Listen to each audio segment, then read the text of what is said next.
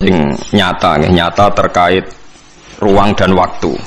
Kita tahu nak Madinah Mekah niku saniki dihitung nu 460 kilo, pinten 460 kilo. Jadi secara fisik jelas tiang hijrah niku menempuh jarak 460 kilo. Niku wonten sing dibunuh orang kafir, dibantai di tengah perjalanan. Ada yang mati normal karena kecapean. Sing ngalami niku sedanten tetep diwales Allah rupane napa swarga.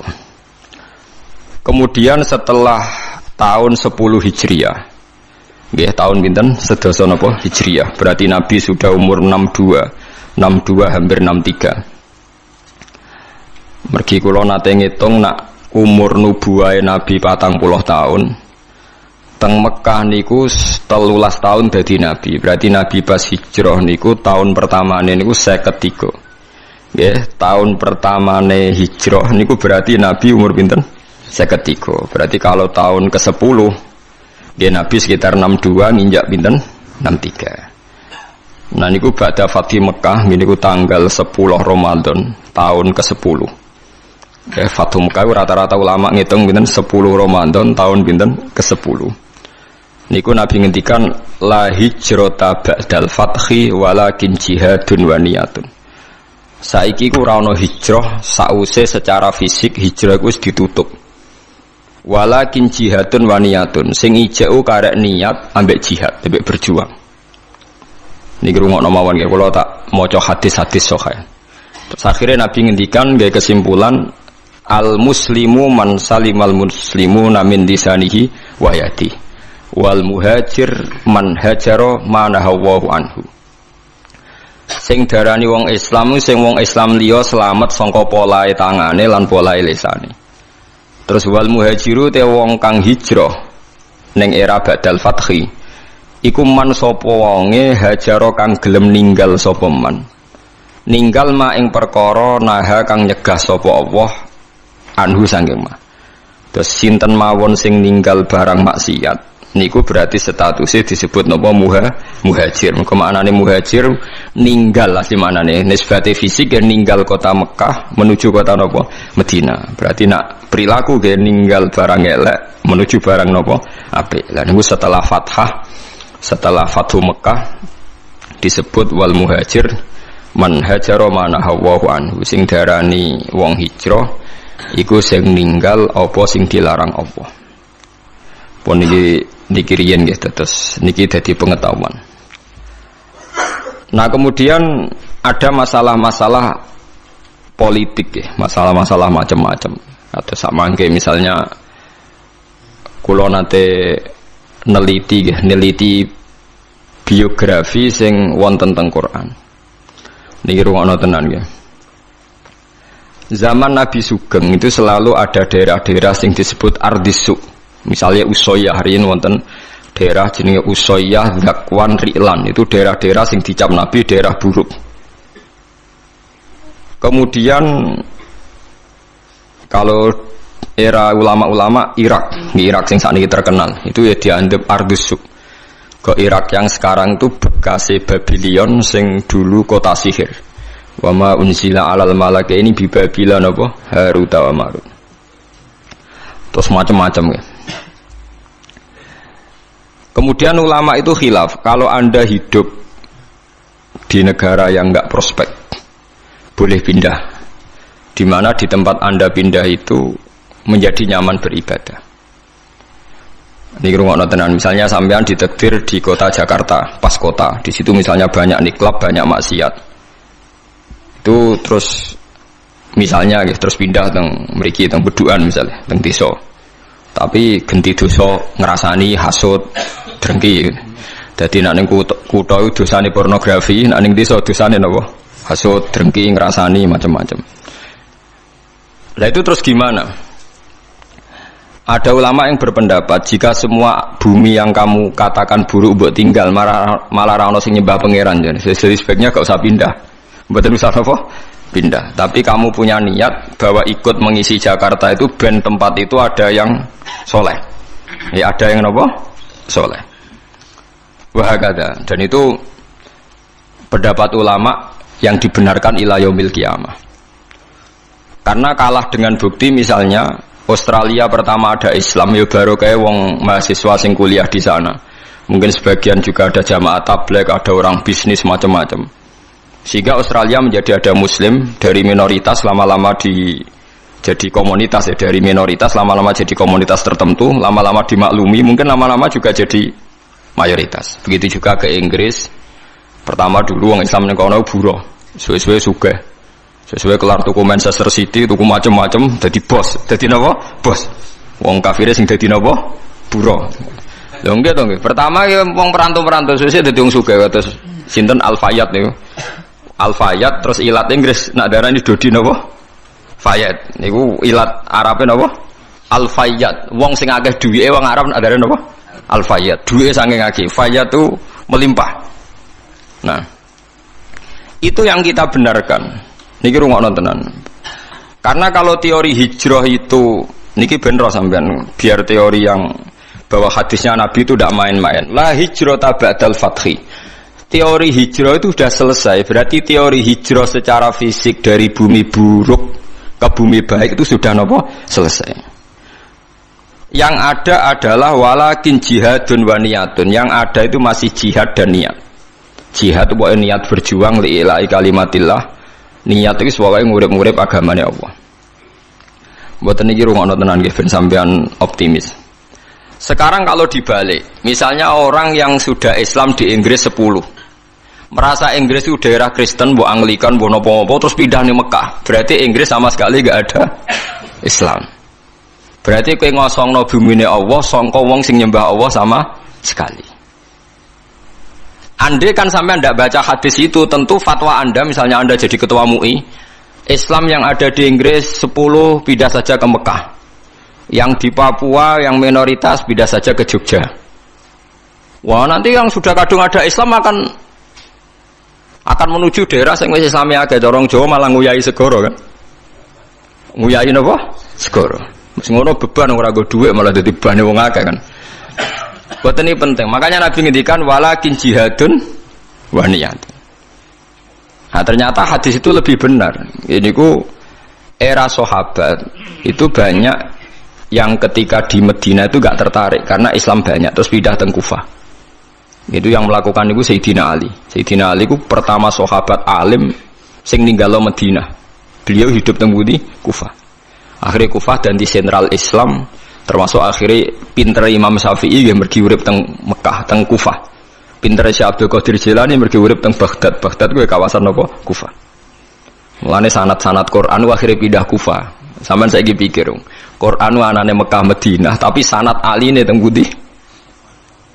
Teng Kufah. Sanate Ibnu Katsir tok Kanjeng Nabi ku bulet. Mergo Abdullah bin Katsir niku ngaji be Abdullah bin Sa'ib. Abdullah bin Sa'ib tesih ngaji bi Ibnu Abbas. Ibnu Abbas ngaji Ubay bin Ka'ab. Berarti munculot pinten papat. Ubay bin Ka'ab lagi ngaji ning Nabi. Cepet Imam Asim. Imam Asim tiang Kufah. Imam Asim di guru jenenge Abdurrahman As-Sulami. Ini langsung ngaji Sayyidina Ali. Sayyidina Ali ngaji sinten? Ngaji Nabi. Kenapa? Karena Sayyidina Ali pindah teng pundi? Kufah. Di Mekah sing pusat Islam sanate mbulet. Tuke Kanjeng Nabi. Kufah sing adoh keng Mekah, adoh keng Medina. Sanate cepet, mergi wonten sinten? Sayyidina Ali. Sebab itu terus Kufah jadi sentral Islam. Kufah, Basra, Baghdad itu satu kawasan sing saiki disebut napa? Irak. Syekh Abdul Qadir teng mriku, paham Imam Syafi'i pintere teng mriku, Imam Abu Hanifah pintere teng mriku. Niki rungokno tenan nggih. Sehingga kita tidak perlu fatwa, misalnya orang Islam yang sekarang di Amerika, di Inggris, di Swedia macam-macam. Asal jangan kecelakaan kayak di Swedia. Swedia itu agak kecelakaan. Pertama orang Islam di sana dikenal kok Islam Ahmadiyah. Di pertama sing gawa teng Swedia Islam napa? Ahmadiyah. Jadi langsung di Nabi loro semua angel dadanane. Itu satu-satunya daerah minoritas sing ana Islam pertama napa? Ahmadiyah. Jadi angel dadanan karena pertama yang datang Ahmadiyah. Faham ya, itu sampean bertahu titik perkara. Jadi hadis itu ada di Bukhari, di Muslim, Mang Nabi ngendikan la hijrata ba'dal fathi walakin jihadun wa niyatun. Berarti sudah ada teori kalau kamu enggak nyaman di satu daerah yang minoritas, kamu harus ke mayoritas enggak? Ya kemana saja asal Anda niat baik dan ada peluang baik, lakukan. Itu ada seorang tanya sama Kanjeng Nabi, ya Rasulullah saya di sini bisa baik. Nabi ngendikan al-ibad ibadullah wal bilad biladullah fa haitsu ma asabta khairan fa aqim.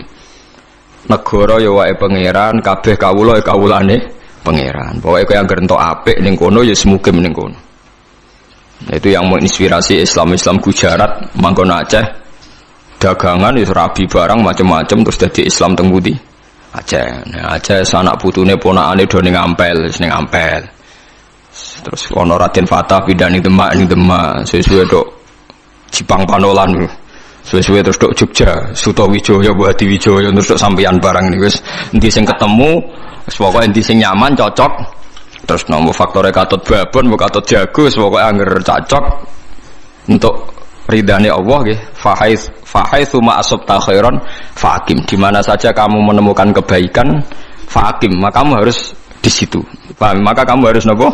Di situ. Kalau tak cerita sejarah ben sampean ngertos betapa pentingnya teori hijrah itu dianggap selesai. Ketika Fathu Mekah, kalau cerita itu tidak bosan-bosannya. Ketika Fathu Mekah itu tahun 10 Hijriah. Disempurnakan oleh Abu Bakar. Klimaknya itu Mekah benar-benar dikuasai Sayyidina Umar. Sistem negara sudah jalan, negara dalam kendali Umar. Niku kanca-kancane Sayyidina Umar sing asli Mekah niku disurati. Yang sudah hidup di berbagai daerah. Ada yang zaman niku mun teng Azerbaijan, teng Tajikistan. Sing nanti suatu saat nanti jadi daerahnya Imam Bukhari sing terkenal Al-Jami' Shahih sing aran kitab Bukhari. Anak turune. Mbok kamu sekarang ke Mekah saja, karena sholat di Masjid Haram itu sebagaimana 1000 nopo sholat di masjid yang lain. Dan Mekah sekarang aman. Ini rungokno tenan, Mekah sekarang apa? Aman. Dan beberapa sahabat yang kelas 2, kelas 3 yang tidak akabiri sahabat, banyak juga yang pindah ke Mekah. Apa yang terjadi? Di Mekah bangga mereka karena fi ardil haram Baitullah. Tapi apa yang disarankan oleh sahabat-sahabat senior kayak Salman Al-Farisi? Dimatikan teori itu. Memang Mekah kota suci dan sholat di masjid Mekah sama dengan 1000 sholat. Tapi ilamu anal ardo lam mutaqaddis ahadan. Kamu harus tahu bumi itu tidak bisa mensucikan orang. Abu Jahal itu lahirnya di Mekah, kurang ajarnya di Mekah. Abu Lahab lahirnya di Mekah, kurang ajarnya di Mekah. Semua penduduk Mekah itu yang ngusir Nabi. Jadi ilamu anal ardo lam mutaqaddis ahadan. Bumi itu tidak bisa mensucikan orang. Wa inna ma yuqaddisur rajul amaluhu. Jadi sing iso nyucakno wong napa? Amale. Terus Salman Al-Farisi nyurati walakin nusyuru fi biladillah wa alimu fa inna ta'lim dabul anbiya. Kamu menyebar saja di seluruh penjuru dunia dan ajarkan Islam, karena mengajarkan Islam dan menyebarkan Islam itu dabul anbiya. Semenjak itu tidak ada teori sentralisasi di Mekah. Nah, ndelalah era Ali Muawiyah ada konflik. Ada konflik barokah luar biasa. Konflik Sayyidina Ali Muawiyah, sahabat-sahabat yang buatan derek-derek menuju Cina. Zaman itu memang Cina populer sekali. Lah yang menuju Cina itu terus ada yang tersesat ke Selat Malaka. Itu terus diantaranya muridnya Sayyidina Ali, urip teng Pasai, teng Aceh, teng Sumatera lah yang jelas. Sehingga Islam di Aceh itu tua sekali, karena rata-rata sejarawan yakin Islam di Aceh itu zaman sinten Sayyidina Ali. Jadi kue kuduro. Jadi akhirnya artinya andai kan teori hijrah itu dipakai, tentu semua ini haram karena menuju bumi yang belum nyembah Allah. Gitu, paham ya? Andai kan teori hijrah itu dipakai, berarti perjalanan ini haram semua kan, dari Mekah Madinah malah menuju bumi yang belum menyembah Allah. Tapi kalau pakai teori Dabul Anbiya bahwa menyebarkan Islam itu watak para nabi, malah keinginan kita dari yang tidak ada menyembah Tuhan kita ke sana biar ada yang menyembah Tuhan. Aja malah tahsilul hasil rebutan tongkat masjid itu malah perkara. Mulane kula anggere ngomong santri-santri kula ki ora usah urip ning Rembang. Ning Rembang wong alim pirang-pirang mesti mahjub. Ben dadi kiai ning Irian Jaya ta ning Papua, kan iso kiai ke level provinsi Pak perkarane itu kan. Jangan-jangan kita sekarang dicoba pangeran hasud itu mergo gawane nguyai segoro. Paham ya tahsilul hasil. Jadi paham ya, jadi ini penting. Meskipun kita mungkin enggak bisa melakukan, tapi sampean tahu bahwa Islam secepat ini menyebar di dunia itu barokah fatwane Salman Al Farisi dan beberapa sahabat annal ardo lam tuqaddis ahadan, bahwa bumi itu tidak bisa mensucikan orang. Bukti ini Abu Jahal lahir di Mekah, uripe di Mekah, kelakuane ora karu-karuan. Sing wong Madinah lahir di Yasrib, pedalaman, jadi sahabat napa Ansor. Semenjak itu sahabat itu gak pati fanatik urip di Mekah. Mulai sahabat akabir sahabat ada yang hidup di Mekah. Mulate sanate Abdullah bin Kasir sing wong Mekah. Tuke Kanjeng Nabi dhisik Imam Asim sing uripe teng Kufah. Lha iku sirine kena apa Imam Asim uripe ning Kufah tapi luwih populer timbang qiraate napa Ibnu Katsir. Mergo sanate luwih cepet tok Rasulullah sallallahu alaihi wasallam. Iku pangeran dadi kersane ngoten. Lah kowe ora ro karepe Imam Asim wong ndi ora ro. Ibnu Katsir wong ndi ora ro. Pokoke roe juara untuk hadiah wis. Yang seneng Quran kok ngono tok piye. Mbok gedhingi ku ya dosa, mbok dukung ya tambah dosa. Wis mbarno. Tapi kayak ben roh duduk perkara. Paham ya, terus kula suwun enggak boleh menafsirkan Quran kecuali dengan hadis sahih. Lah hadis sahih paling masyhur di Bukhari Muslim itu memang Nabi berkali-kali ngendikan la hijrata ba'dal fathi walakin jihadun wa niyatun. Nah begitu juga sekarang ke mall misalnya, orang ngajak anak cucunya ke mall atau ngajak ponakane marung ning warung rodo enak, itu juga termasuk jihad dan niat ketika sudah menanamkan kalimat tauhid. Saya pernah baca, memang saya benar-benar baca kitab, buatan akal-akalan kulo. Ada seorang wali yang akan jadi wali terus sampai mati ketika tausiah alal ahli, agak longgar pada keluarga. Misalnya begini, ini yang saya alami mawon nggih, mboten saya nyontokno wong liya, sing kula alami. Kula nglatih anak kula salat, wis salat Allahu Akbar. Dan bagi saya Allahu Akbar itu kalimat yang spesial. Anak saya sujud, ya sudah membaca Subhana Rabbiyal A'la, itu bagi saya spesial sekali.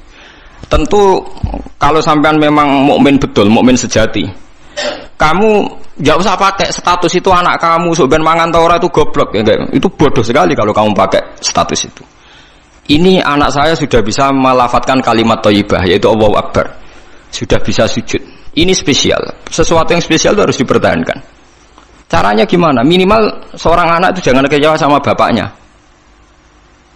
Nah, anak senengi jajan ya jajakno. Nak senengi mangan enak ya mangan enak. Tapi semuanya ini demi mengawal kalimat tauhid dan kebenaran-kebenaran Islam yang kamu tanamkan.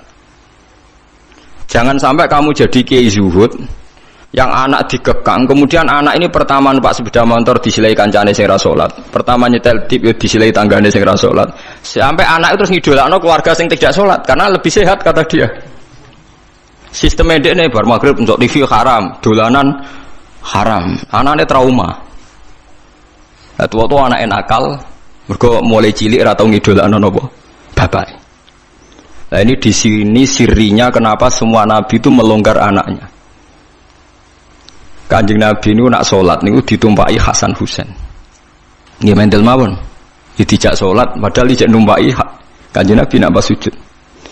Bahkan kabeh ulama rawi mengatakan ketika malaikat Jibril janjian ambek Nabi mboten saged masuk karena ning solowongan tempat sarine Nabi wonten jiruan. Jiruan ku kirek. Anak asu cara mriki no. Kirek. Jiruan wae. Mergo Hasan Husain ku dolanan napa? Asu. Saiki mulane anak kula nu dolanan pitik, dolanan wedhus mlebu kamar rata amuk, ijek enteng dhewe sik Hasan Husain itu dolanan asul. Tapi itu tadi berangkatnya adalah ngawal tauhid. Jangan sampai anak kita ini kecewa oleh kita. Padahal kita tahu dia sudah punya sesuatu yang spesial yaitu kalimat nopo tauhid. Lagu sing disebut wa ja'alaha kalimatam baqiyatan fi aqibihi la'allahum yarji'un. Kowe nak pancen nabi tenan ulama tenan, kalimat tauhid harus kamu jadikan kalimat yang abadi fi aqibih dalam turunan. Itu yang dilakukan Nabi Ibrahim. Makanya Nabi Ibrahim dikatakan bapak tauhid karena dia obsesinya satu. Pokoknya kalimat tauhid harus menjadi kalimat sing abadi fi aqibih ning turunane Ibrahim.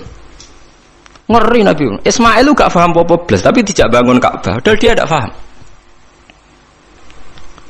Aris yang sekarang jadi hijir Ismail, kabeh ulama mulai Aris itu dhisik nggon nyancange wedhus Ismail. Ismail ora roh nek iku kota suci.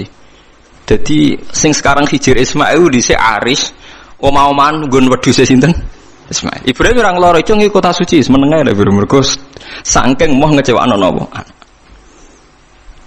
Tapi lagi-lagi saya itu sendirian, kula nu hormat be anak, tapi di loroi. Bahkan keluarga saya yang lebih tua di bangsa yang loroi.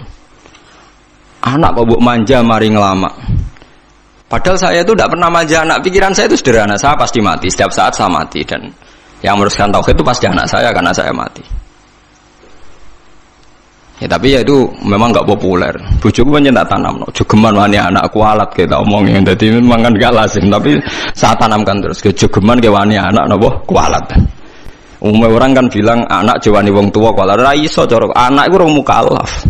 Jadi gak bakal kualat nek waniku wong ora kena hukum. Artinya statusnya dia tidak punya dosa kan indah wah. Kowe dosa wis bek. Jadi cara kula wong tua wani anak sing kualat ora kok. Anak wani wong tua. Dan ini dah aliran sesat, ini yang benar itu menurut saya. Karena anak belum mukallaf kan? Faham ya? Jadi kula suwon latihlah sekuat-kuatnya. La ilaha illallah itu kalimat yang spesial. Mulane kula nu ora seneng wong khawarij. Wong khawarij itu wong paling gak ngregani la ilaha illallah. Anggere ana wong dosa gedhe atau maksiat dianggap wis metu sangka iman. Padahal iman itu tidak bisa dibatalkan. Iman itu tidak bisa nopo dibatalkan. Karena kekuatan la ilaha illallah itu akan mengalahkan semua bentuk kesalahan pada akhirnya. Kekuatan la ilaha illallah itu akan mengalahkan semua bentuk kesalahan pada akhirnya. Delok teng hadis-hadis sahih. Wong sing menjen rokok atusan tahun pasti akan dikeluarkan meskipun ning atine ana sithik sangka kalimat la ilaha illallah. Pertama miskola dzarrah suwe-suwe nisfu napa? Dzarrah.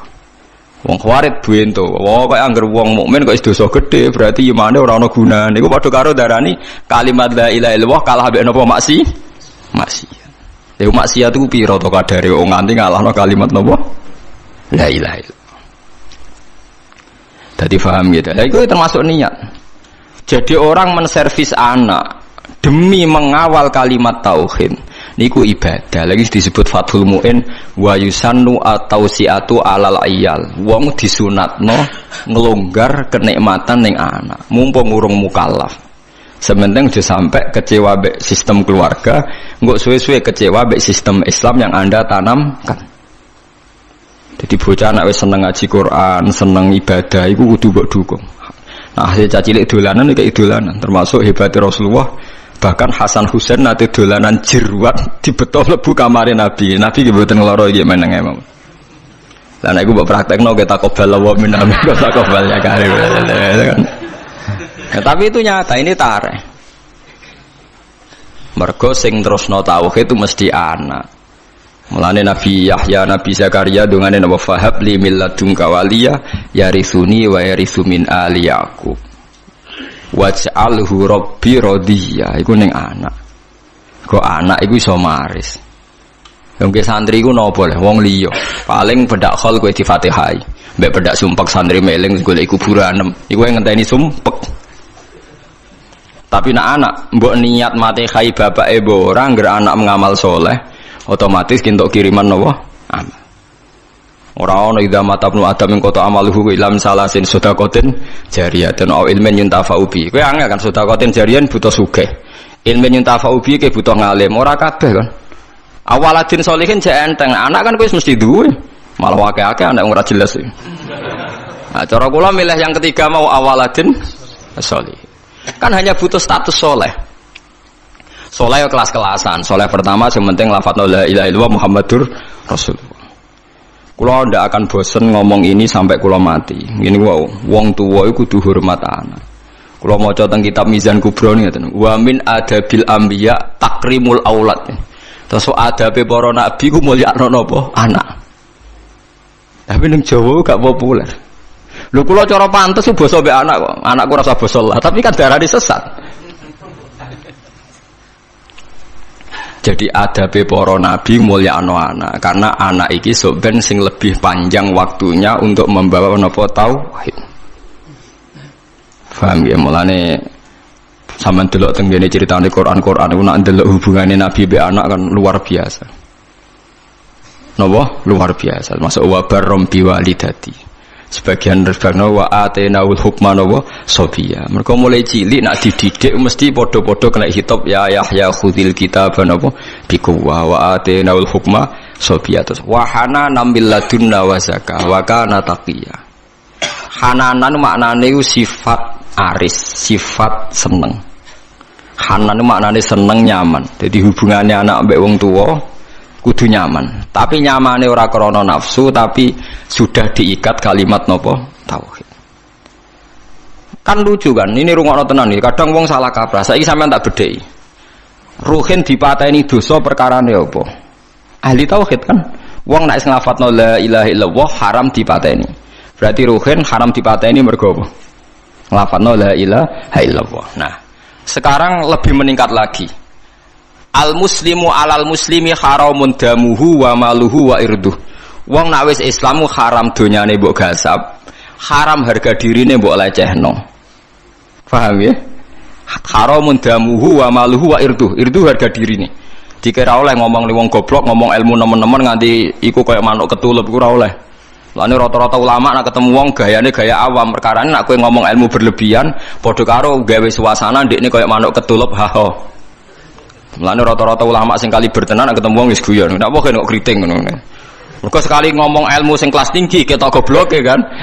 Lha iku ora oleh gawe suasana wong liya ketok goblok kowe ketok napa? Pinter. Iku pelecehan napa? Pelecehan. Lho nggih tenan. Juga karena la ilaha illallah. Nah, lah hanya karena ditakdir anak terus ora kira pati mbok hormati. Alasan iku mergo anak. Kan lucu kan, orang lain yang lafadzna la ilaha illallah mbok hormati karena dia nasibnya sial dadi anak ora mbok hormati, mergo anak wajib hormat wong tuwa. Begitu juga nasibe bojomu. Elek gara-gara dekne bojomu terus wajib takzim mbek kowe. Padahal kowe wajib takzim dekne mergo dekne nglafadzna la ilaha illallah. Lha iku sing salah kaprah. Lha iku musibah, paham napa? Musibah. Wong liya mbok hormati mergo Islam lan saleh, tapi anak bojomu ora hormati mergo nasibe sak ngisor. Rupane dadi anak dadi bojo. Teori ini sudah saya uji berkali-kali ning Quran dan hadis. Semua polanya Nabi itu begitu. Sebab itu Ismail yang masih kecil dijak bangun Ka'bah diabadikan Quran wa idh yarfa'u Ibrahimul qawa'ida minal baiti wa Ismail. Dan Ismail pasti ora paham iki cilik, tapi sudah dikenang Quran wa Ismail. Padahal masih sangat apa? Kecil. Mulane kula niku duwe cerita niki kisah nyata. Kula niku duwe kanca alim. Bapake iku wayo, kiai. Bapak kiai tenan wayo. Bocahe kanca kula niku majine jurumiyah takrib kalian bapake. Walhasil pas dekne umur 22 tahun, bapake iku wayo. Ya wayo iku rabinah lho jenenge wayo, napa poligami niku. Ya sebagai seorang anak bela boke terus gak takzim mbek bapake. Gara-gara bela boke gak takzim mbek bapake. Walhasil terus mulai gak nyucup, mulai gak takzim. Bapake pancen wong alim tenan. Yo ngalim cangkeme barang yo ngalim pinter deh oleh. Tak kok pinter bapak. Walhasil akhirnya suatu saat saya iku nyucup meneh, tak takoki lho kowe saiki nyucup meneh. Kena apa kok nyucup meneh padahal kowe muangkel. Yo angen-angen kalah debat Pak Gus kula. Bapake lek kelar ngene. Bapak tenan bapak kandung. Cung. Umpama kiaimu ayo kita tetep nyucup ta ora? Kiai mesti guru pondok. Ya tetep kula nyucup. Alasan apa? Ya mergi kiai kula. Lah aku malah lurus statusku. Ya kiaimu ya bapakmu. Kalah deh lagi. Mergo cilike yo diulang. Cilike ku ngaji alime mbek bapak. Lah aku malah loro. Ya kiaimu ya bapakmu ya. Nasibku wae elek dadi bapak amsika ke berhak protes. Nah kiaimu nasibe apik mergo kowe santrine ora berhak protes. Mikir angenan bener. Wong nak kiai ku wayo aku tetap nyucup, tapi nak bapakku kok gak. Padahal statusnya bapake loro. Padha saiki bojomu nglafadzno la ilaha illallah, statusé loro, sing nyuwargakno kowe sing mbok keloni ya bojomu. Sing mari kowe ra zina ya bojomu. Lha wong nglafadzno la ilaha illallah plus fungsinya banyak kok malah ra mbok hormati. Perkarane trimo wong wedok jare cara Yogya kanca wingking jare kok waduh malah ora kabeh istilah yo. Cobalah sekarang dilatih, gak usah macam-macam. Iku wong sing nglafadzno kalimat tauhid. Anak ya sampean sing penerus kalimat tauhid. Itu yang saya pahami dari Quran. Jadi Ibrahim piyambak hubungannya mbek Ismail disebut apa? Wa ja'alaha kalimatam baqiyatan fi aqibih. Ibrahim sing dadekno kalimat tauhid abadi tok anak turune. Sebab itu Ibrahim disebut bapak napa tauhid. Nanti somben wong ning kuburan dadi Gus gede kabeh. Mulane kula bola-balik ngomong sing saiki ra duwe bapak kiai tenang ae. Somben nasab Gus juga kanggo kabeh. Tiap wong mati takoki iman abuka kan jawab sinten Ibrahim. Dadi kula ngalime ngeten sampean padha mek ruhin paham. Kula ajare rada keberatan mek ajaran niku. Tapi piye bener. Lah misale kula salime ngeten bapak kula kiai sampean ning kuburan padha bapak sapa Ibrahim. Ruhin takoki sapa kan bapak Ibrahim. Ya itu silsil karena Ibrahim yang paling punya obsesi mengabadikan tauhid tok dzurriyyah ila yaumil qiyamah. Ya saiki ora wong obsesi mbek anak iku ora perlu tauhid. Anakku tak rumah cah ben sampeyan ngrumat aku. Dadi kapitalistik. Kula mboten sombong, anak kula nu kelas SD kelas tunggal sing lanang. Biasa tak jabakas mati. Nggih biasa mawon sing kelas 6 SD nggih biasa tak jabakas mati. Nanti kalau bapak meninggal kamu tetap senang Quran ya, jangan usah senang dihormati orang. Sering tak lunga dhewean ngebis, karena tak latih. Jangan sampai nanti senangnya Quran itu karena biasa dihormati orang. Nanti bahaya. Wong hormati kok dokseran, kadang seneng kadang orang. Tidak latih. Saya sendiri masih melatih diri saya sendiri. Jangan sampai saya hafal Quran seneng karena dihormati orang. Nanti kalau kecewa nanti saya mutung. Tak latih. Sering hidup sendiri, sering. Biar gak kulino taklek, gak kulino apa taklek. Sampeyan tak ceritani kenapa ilmu saya manfaat di antaranya gara-gara gawe kopi dhewe. Lho ki kula pertama saya itu kalau bikin kopi jam 4:30 itu bikin sendiri. Karena sederhana teorinya, sampean ben ro ilmune ulama ya. Allah kan dawuh fasabbih bihamdi rabbika qabla tulu'i syamsi wa qabla ghurubiha. Kamu baca tasbih sebelum matahari terbit. Sanggup ae 4:30 atau jam 5 lah. Gus tangi turu kepengin gawe kopi. Entahlah nanti kalau saya sudah tua mungkin tidak kuat. Kalau masih kuat pun tidak saya bikin sendiri kayak kopi. Teori saya sederhana. Gusti kula nu nak gak badhe gawe kopi nu badhe seneng. Nak badhe seneng mengke kula eling jenengan. Jenengan maringi rezeki kula kopi terus melek terus seneng. Kok kopi nu radi kados wine, kados khamr, nanti kata apa? Khamr. Dadi rondo mabuk jenenge. Khoyal lagi.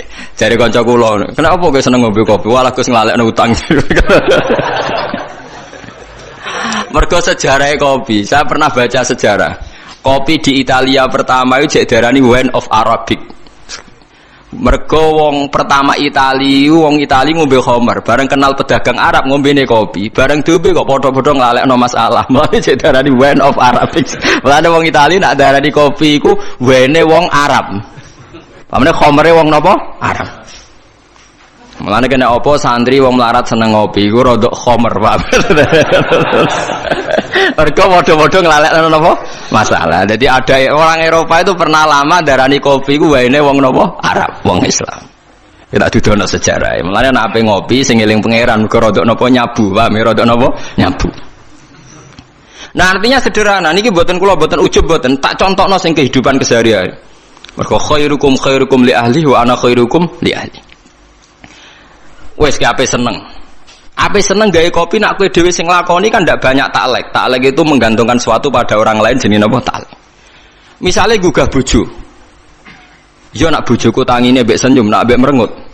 Berarti untuk seneng kan ngenteni bojoku tangi, cekatan, mbek senyum, gawekno kopi sing takarane pas, ora kemanisan, ora kelegene sesuai seleraku. Takleke 5 hal. Padahal kemungkinan tangi merengut, batal sitok kan. Utawa pas ramah tapi gawene ora pas. Utawa ramah pas tapi engko sik tak ning jeding suwi. Jadi ya Allah, saya tidak akan mengorbankan kesenangan saya dengan taklek 5 hal. Bodoh sekali kalau saya seneng jenengan tak taklek 5 hal. Dan agak dhewe kan wis. Keliru ya keliru-kelirune dhewe. Sale gak pas-pasin apa dhewe. Dia bolak-balik kula pege kopi ra roh gone sedok kok sedok ra roh nek diaduk. Nggih sering bisa kapok. Itu saya itu saking senengnya pangeran itu bahkan takut saya mengganggu istri saya. Bukan karena saya takut istri, takut senang saya sama Allah itu tak taklek. Loh betul loh, saya ngaji di sini itu karena aku senang pangeran. Umpama sing ngaji karek rugen ki sama, saya sama senengnya bodoh. Karena bagi saya ngaji itu skore dihitung pangeran. Bahak ngaji istiqomah skor ya sudah. Gak urusan sing ngrungokno sapa setan, bu iblis, bu wong, bu malaikat terus ora kula. Begitu juga saya kenapa sering pergi sendiri ya gitu. Lu ngombe wong nak ganggu wong dolim. Nak wonge ra pas sikape kok aku taklek. Seneng pangeran kok kakean taklek. Dhewean wis gak usah taklek. Jadi kenapa wali-wali Tuhan tuh seneng sendiri itu barokahnya dia nggak mau taklek, dia nggak mau seneng mbek Allah ditaklek, digantungkan. Padahal syarat saya jadi wali kudu seneng. Jadi ciri utama wali la khaufun alaihim wa lahum yahzanun. Gak dirasa wedi, gak dirasa susah. Qul bi fadlillah bi rahmati fa bidzalika falyafrahu. Lah seneng tuh tentu kan butuh sekian perangkat karena kita kadang bersentuhan sama pihak lain. Itu tadi jika Anda seneng ngopi dek bergantung, gugah bojo, kemungkinannya kan 5 hal tadi. Tangi merengut. Lah lucunya kemungkinan pertama itu paling sering. Nah, itu kan bertaruh sekali kan. Pemenang kue rapati kelar nafkah itu gugah bar, wah malah perkara. Wah potensi keburukannya kan lebih banyak kan. Lah wong kok berjudi, paham nggih? Wong kok apa? Berjudi. Gawe dhewe kan beres. Gawe dhewe ngombe kopi, ngefly sithik-sithik wis damai napa? Damai. Jadi wong nak seneng pangeran tenan, bahkan perangkatnya disiapkan sampai begitu. Lho kula nate diloro ibu kula, kowe mbek anak aja nganti ngono. Mari sampeyan anak ngene-ngene. Ya kula nggih tetep mawon ngeten. Bukan saya muji anak saya mesti saleh mboten. Saya tahunya anak saya ini sudah sujud, sudah melafadzkan kalimat thayyibah. Bagi saya ini spesial. Coba orang kafir puluhan tahun nganti Allah ngutus nabi. Tak warai nggih carane sampean syukur. Saiki Abu Jahal ku kafir puluhan tahun, Abu Lahab kafir puluhan tahun.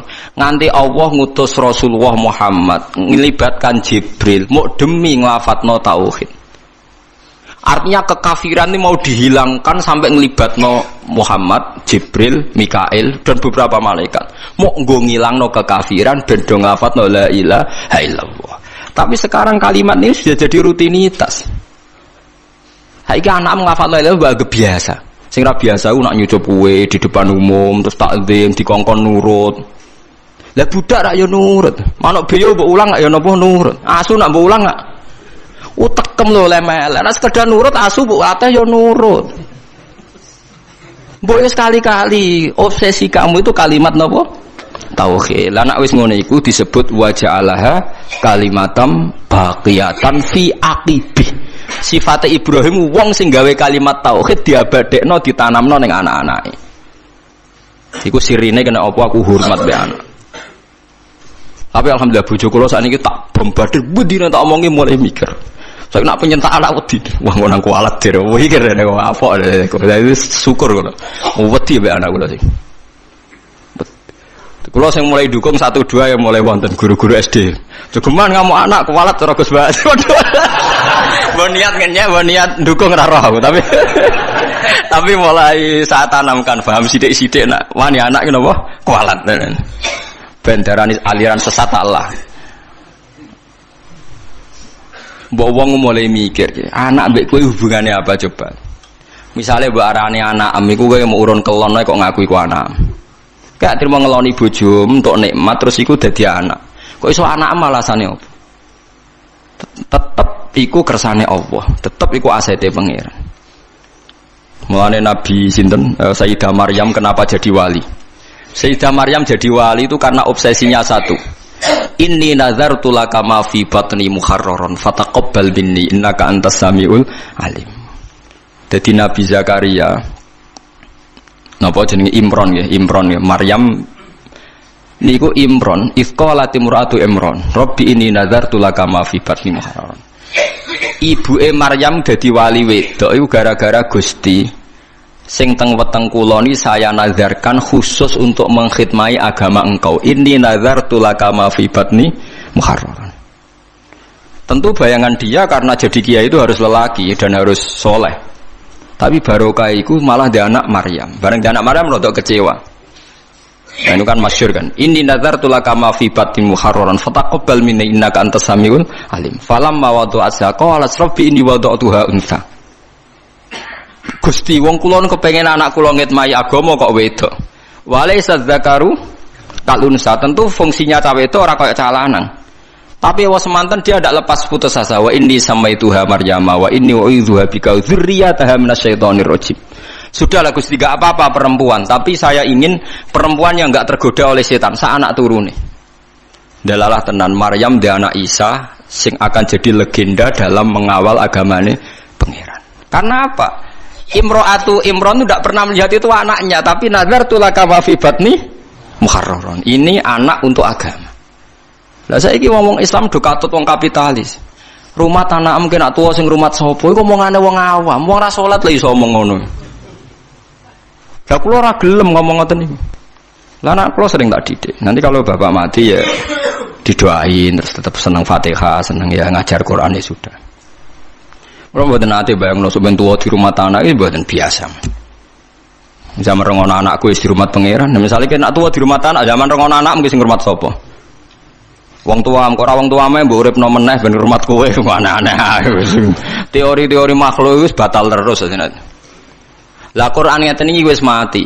Nggih, Quran cerita kados kulon wis mati. Orang tuh enggak ngerti sirine kena apa Maryam dadi wong luar biasa. Mergo ibuke sebenarnya inni nazartu laka ma fi batni muharraron. Ini anak untuk engkau, maksudnya akan mengitmai agama engkau. Saiki ora nyelamati anak ku ben sok ben ngitmai awake dhewe. Kowe iku sapa men dikhidmati anak? Jare pangeran kowe iku sapa? Wong kowe sing kelon ae kok kepengin dikhidmati. Wis entuk enak kok tuane yo apa? Enak. Tapi nek mbok balekno pangeran kan sakake. Waras ya iku sing ngerti nek ra apa-apa kok anake dianggap asete agamane pangeran. Mulane Kanjeng Nabi nak muji Sayyid Hasan Husain Ibn Abniha adalah sayyidun wa inna wa yuslihu bina fi'atin azimatin.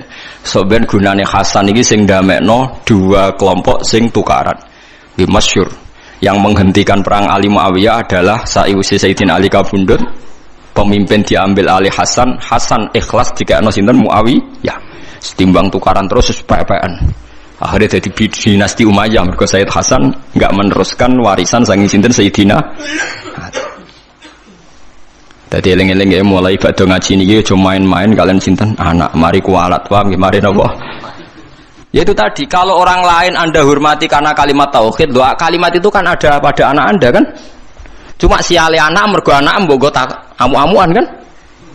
Jika Anda hormat orang lain coba karena apa? Karena dia muslim. Apa Anda bisa hormat sama orang kafir kan enggak kan? Lama anak Anda muslim kan berarti statusnya loro anak plus Islam. Berarti kan disebab loro kan? Ya bener bapaknya kancam. Umpama kiaimu wayah mbok hormati to ora nggih Pak. Lah aku malah loro. Ya kiai ya bapakmu. Akhirnya bariku hormatin, tangan-tangan bener Gus. Statusnya bapak itu loro Gus, kiai mbek apa? Bapak. Karena wayah mangkel deh. Padahal nak kiai ini wayah dia gak berhak mangkel. Ya kudune kan padha wae. Ora iso wong itu kan secara psikologi piye hukum ana psikologi hukum nggih napa hukum paham ya terus kula suwun sampean iktibar mbek Nabi Ibrahim Nabi Ismail niku sing dibakar mesti tauhid. Contoh ketiga ben sampean yakin bahwa teori saya itu benar. Ketika Nabi Yakub kapundhut am kuntum syuhada id hadar Yaqubal maut. Ketika Yakub kapundhut napa isqala li banihi ma ta'buduna mim ba'di. Ketika Yakub badhe kapundhut anak-anake diundang, "Cung kowe bar iki nyembah sapa?" Qalu na'budu ilahaka wa ilaha abaika Ibrahim wa Ismail wa Ishaq ilaha wahida. Kula nggih nyembah kados sesembahane leluhur-leluhur kula. Artinya apa? Hubungan mereka taunya leluhur saya itu pengidola Allah, leluhur saya itu kalimat tauhid. Ya sudah perilaku kita ya kan seperti leluhur saya. Dadi ora ana pikiran mereka iki warisan iki aset, bapakku dagang apa dadi pedagang. Lah nek rugen bapakku melarat tak terusno. Mergo niru bapak nak mbok terus-terusan ngono bapakmu goblok ya karek. Lho coba kalau alasane terusno wong-wong sering, lan terusno perjuangane bapak kan apa ya terusno bapake melarat terusno melarat. Bapake bodoh terusno bodoh. Lah nek sing bapake tau ning LP ya terusno. Aneh-aneh wae. Orang-orang gak ono sing bener teori ini wis gak Qur'ani blas. Terus Nabi Yusuf nggih sami. Nabi Yusuf ketika meromosekno hubungan dengan orang tuanya gimana? Ning gone kanca-kancane ning penjara. Wattaba'tu millata abai Ibrahim. Niku wattaba'tu millata napa? Abai. Ketika Nabi Ismail ditanya teman-teman penjara, kamu itu siapa? Saya pengikut agamane nenek moyangku, leluhurku, iku abai mulai Ibrahim. Saat terusnya disebut. Jadi artinya apa? Kenangannya seorang Yusuf ya bapaknya bertauhid, paham ya? Paham ya? Kenangannya Ismail ya bapaknya tauhid. Ibrahim melihat anaknya karena ini kader tauhid. Lah saiki wong delok anak iku macam-macam. Pemene sing duwe kerajaan, duwe aset-aset bisnis. Mulane kula niku alhamdulillah mulai riyen, dan ini saya tidak merasa paling benar ndak, karena saya tahu ini ya dari bapak saya. Dulu bapak sama saya itu hormat sekali. Anaknya bapak paling dihormati bapak itu saya, karena saya mulai cilik bapak yakin aku paling alim. Mulane panggil kula ngalim ora pati ora sing gawok. Kula riyen pertama lahir mbah kula ngendikan sampean putuku sing alim mbah. Pas kula SD nggih ngoten. Kakak-kakak saya itu SMP semua kecuali saya, karena mbah saya dulu ngendikan, bapaknya bapak itu ngendikan sebenarnya bah ora usah sekolah, sebenarnya sing alim mbah. Ya itu agak merugikan saya sebetulnya, karena ketika aku alim jadi ngomong wis bae ramalane mbah bae, jadi waduh akhirnya kan enggak dianggap spesial itu, karena sesuai ramalan para nopo leluhur gitu. Wah ya rada ngrugekno asline, tapi itu ya, tapi akhirnya itu tadi, saya memang gak tahu rasanya disentak bapak, dimarahi gak pernah. Akhirnya saya tiru. Ternyata ketika bapak sepuh ngendikan iku, aku iku mesti mati. Sing nerangno seneng Quran iku kowe. Ana proyek Quran sing rong tak lakoni, misale nerangno tafsir maknane Quran. Aku yakin sebenarnya sing iso iku kowe. Begitu juga saya mungkin nanti di anak saya, ana proyek terus sesuatu yang mungkin saya tidak bisa, yang bisa anak saya. Ya entah apa nanti bentuknya terserah pangeran. Ora perlu aku sing marahi pangeran ya, berarti terserah pangeran. Malah repot nih, malah repot. Tapi kula suwun lewat ngaji niki ojo geman hubungan anak bapak liyane urusan tauhid. Mun jenengan itu anak ben selamat dunia akhirat latih wattabi millata Ibrahim hanifa. So wattaba millata Ibrahim hanifa. Wis jelas kita iku untuk syariat anit tabi millata Ibrahim hanifa. Lah milai Ibrahim ku nganggep anak iku aset napa tauhid. Disebut napa wa ja'alaha kalimatam baqiyatan fi aqibi. Jadi kalau nak manani wa ja'ala lan gawe sapa Ibrahim ha ing kalimat tauhid digawe kalimatan ing kalimat baqiyatan ingkang abadi fi aqibihi ing dalam anak turune Ibrahim. Lah untungnya Allah nganggep anak turune Ibrahim mboten genetik. Genetik dan tidak genetik ku apikane pangeran. Mulane ki sing ra gus-gus ra usah susah, somben tetep bapake sinten Ibrahim. Iku berita gembira tenan kanggo wong sing ora anake napa kiai. Karman yo bapak Ibrahim, Karmen nggih napa Ibrahim, Kiai Haji alim alamah nggih somben Ibrahim. Mulane cara kula dadi Imam Ghazali yo rugi. Wis alime ngono, pertama pengumuman wong alim ngalamah mlebu swarga, Imam Ghazali mlebu. Sultanul Aulia Ashabul Qadir mlebu swarga mlebu. Pengumuman kedua yang menyakitkan dan penggemarnya juga mlebu. Tadi orang melok ngalim, tapi memang keputusannya pangeran, para penggemar ini di barengno sing di gemari.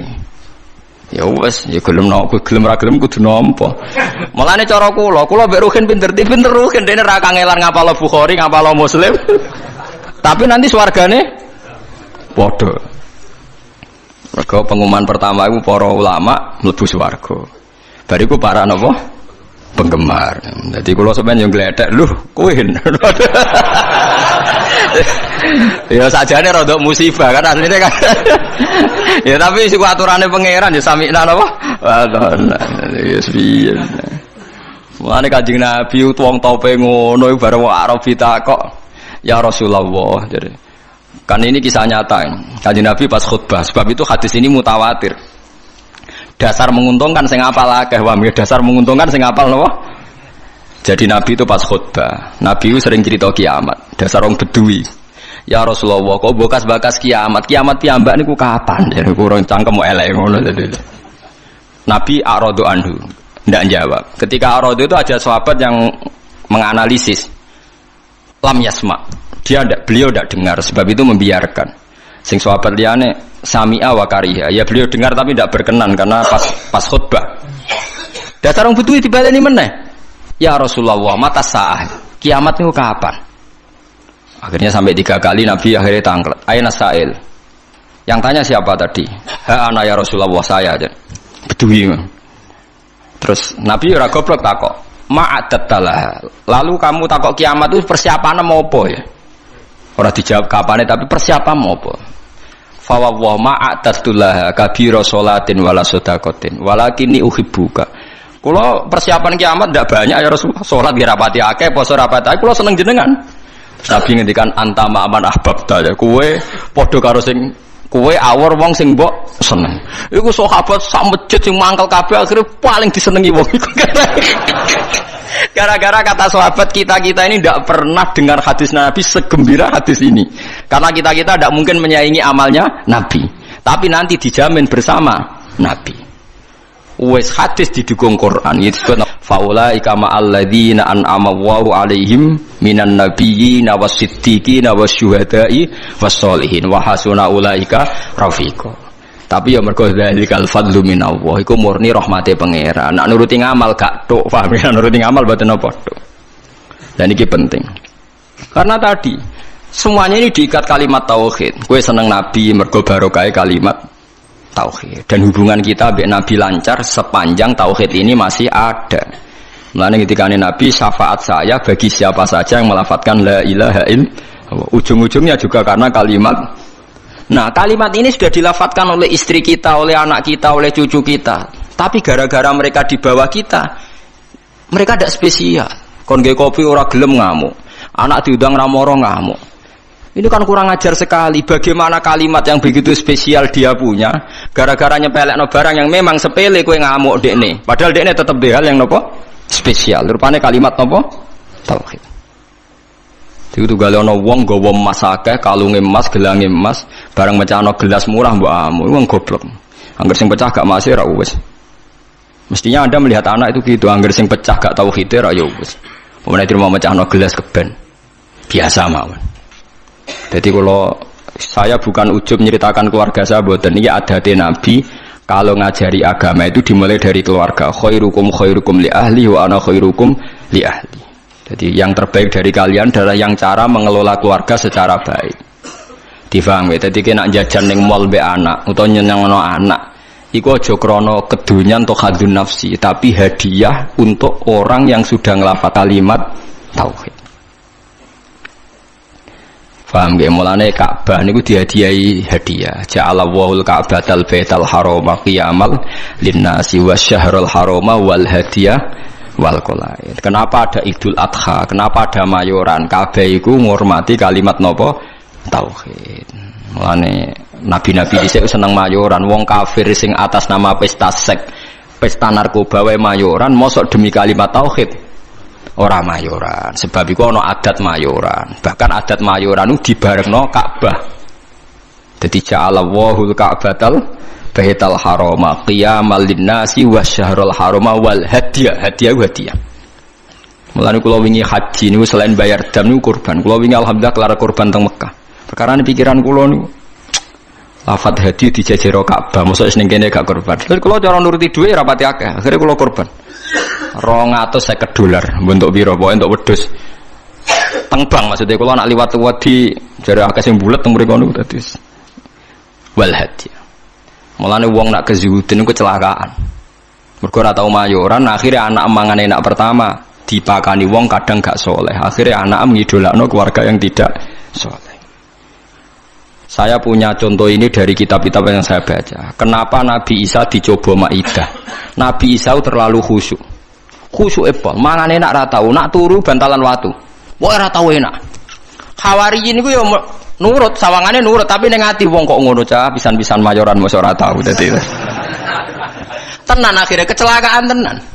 Nabi Isa itu dengan didikan juga tuh gak tahu nyongko. Nah akhirnya kaumnya takok secara ekstrim. Hal yastati'u rabbuka ayyunazila alaina ma'idatan minas sama. Wong kok khusyuke ngono, mbok sekali-kali mayoran sing kok langit langsung kuwaget Nabi Isa. Waduh.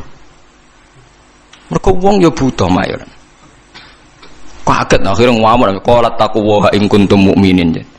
Kowe aja takok ngono, mayu pangeran kok mbok takoki mampu ta ora gawe mayoran. Iki gara-gara kesuwen ra ono mayoran akhirnya malah takoki. Maidah artinya napa? Mayoran, idang.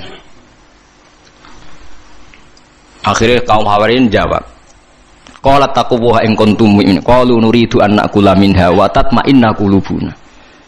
Mulane Kanjeng Nabi niku sering mayoran. Maksude niku ben ngurmati kalimat tauhid. Muga aja sampe wong saleh ngidolakno wong zalim sering enak-enak, sing wong saleh ora tau enak-enak. Lah wong Jawa salah kaprah, mayoran dibarengno resepsi, ngenteni ana resepsi, ngenteni khitanan. Lah akhire keribetan. Mayoran ae biasa, ora usah ngenteni khitanan. Misale gede dhuwit tuku wedhus sebelah wis mangan. Ora usah ngenteni khitanan, ora usah ngenteni napa? Resepsi. Keribetan apa? Lho nek kuat loro-lorone ora apa-apa. Kados Nabi Ibrahim kan ngoten nggih, wonten tamu malaikat langsung disebut di Qur'ane, faja'a bi ajlin hanid. Langsung di sebelahna napa pedet. Iku mayoran ta ora? Mayoran. Dadi aja sampe dak bus solihin watake wong saleh iku kalah enak ambek watake wong dolim. Kok wong saleh di kecenderungan seneng wong napa? Dolim. Ya aja terus nak terus mari ati mati. Selain ra kuat maksudnya karuan ra kuat tuh karuan sebab ora karuan. Mau sampean roh ben roh bahwa semua ini demi kalimat napa tauhid. Mulane mayoran dibakas jejer Ka'bah. Ngene iku ja'alallahul Ka'batal Baital Harama qiyamal linnasi wasyahrul harama wal hadiya wal qalaid.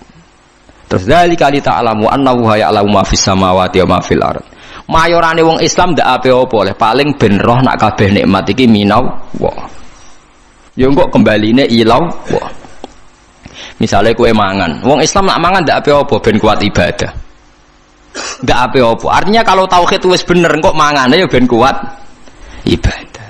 Engko misale anak mbok jajakno seneng ben seneng ngaji. Ndak ape-apa. Wong saleh orientasine ndak ape-apa. Misale anak mbok jajakno seneng, engko ben seneng ngaji. Lha iku jenenge walakin jihadun wa niyatun. Ujung-ujunge niatem iki sing mengawal prilakune dadi mbok jajakno enak tapi niate ben seneng ngaji. Dadi kula suwun mulai sakniki bojomu servis ben seneng ngaji. Lah wis kliwat yo, ora watakam kan wis. Nak bojo kula dereng kliwat mulai pertama rapi tak ngandani. Piye wae aku sok ben ade anak, kowe langsung nomor 7 wis ra iso ditawar. Piye ke anake wong iku anakku wis ra iso mbok tawar. Tak tanam tenan. Endi ana cerita Nabi bakas bojo ora ono. Siti Hajar ngewangi bangun Ka'bah disebut Quran disebut Ismail tok tak bombardir wis pokoke bendene ora anak. Mandi nganti sakniki gak pede ngadepi anak wis. Angger lapor anake nakal dekne kecewa semenenge mesti dibela bapake dekne sainul yakin hakul yakin. Sainul yakin hakul yakin. Dan yo ora tahu pancen pokoke nek konflik be anak aku yo ora salah benere pokoke mesti bela anak saya. Ya mungkin saya terlalu tapi itu daripada aku ora konsisten. Artinya cara teori militer sekali saya trader pisan kan dekne biar gak mesti kan repot kan itu kan merugikan saya. Jadi aku ora sokoe tetep lah ada itu. Jadi aku tapi ojo tiru Fabri cerita mawon iki cerita betapa fanatik saya pada anak. Kok kabeh nabi dengan apa fahab li milladunka waliyah yarithuni wa yarithu min ali Yaqub sing dijaluk tetep yuk turunan anak lanang. Rabbi habli milladunka dzurriatan thayyibah jaluke anak turun sing saleh. Jarang nabi bakas bojo. Lah saiki kiai-kiai udah senengane kepen di bojo sing nurut. Lali gak nyebut kepen anak nurut lah bojone nurut anak nakal-nakal. Mergo klirune senengane kok orientasine kepen di bojo nurut nyenengno wong lanang. Mboten ate kula ndonga mboten.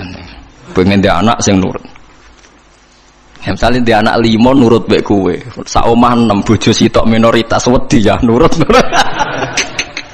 Karena anak 5 nurut kowe bojo minoritas ya. Sak omah wong 6. Lah anak 11 nurut kowe kabeh tambah minoritas kan. Tapi lho kula seneng lho mbek bojo kula. Cuma itu tadi sudah saya didik supaya anak itu nomor 1. Mergo anak niki sok ben sing ndongano. Mulane ning hadis ora nyebut bojomu illa min salasin sedaqatin jariyatin au ilmin yuntafa'u bi awaladin sholih. Ora usah mbok takokno. Kok bojo ora dilebokno Gus? Ora usah takokno pokoke. Kula nate ditakoki santri. Gus kena apa ning hadis ora bakas bojo? Bojo iku ora ana cara Quran, sing ana iku anak. Maksudnya piye Gus? Maksudnya kene goblok tak terangno. Maksudnya ngene lho, misale kula mati ti. Wis anak kula misale Hasan. Hasan kan ndongakno kula, berarti Hasan ndongakno wong tuane kan. Engko bojo kula mati, ya Hasan ndongakno ibuke kan. Paham nggih? Lho nggih artine bojo tetep entuk ora usah ngenteni bojo. Kula mati kan didongakno anak kan. Engko bojo kula mati. Didongakno anak kan.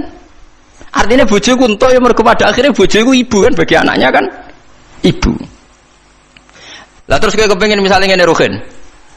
Muga-muga ora kan tapi. Misale Rohin mati, arep-arep didongani bojone. Lah nek dirabi wong.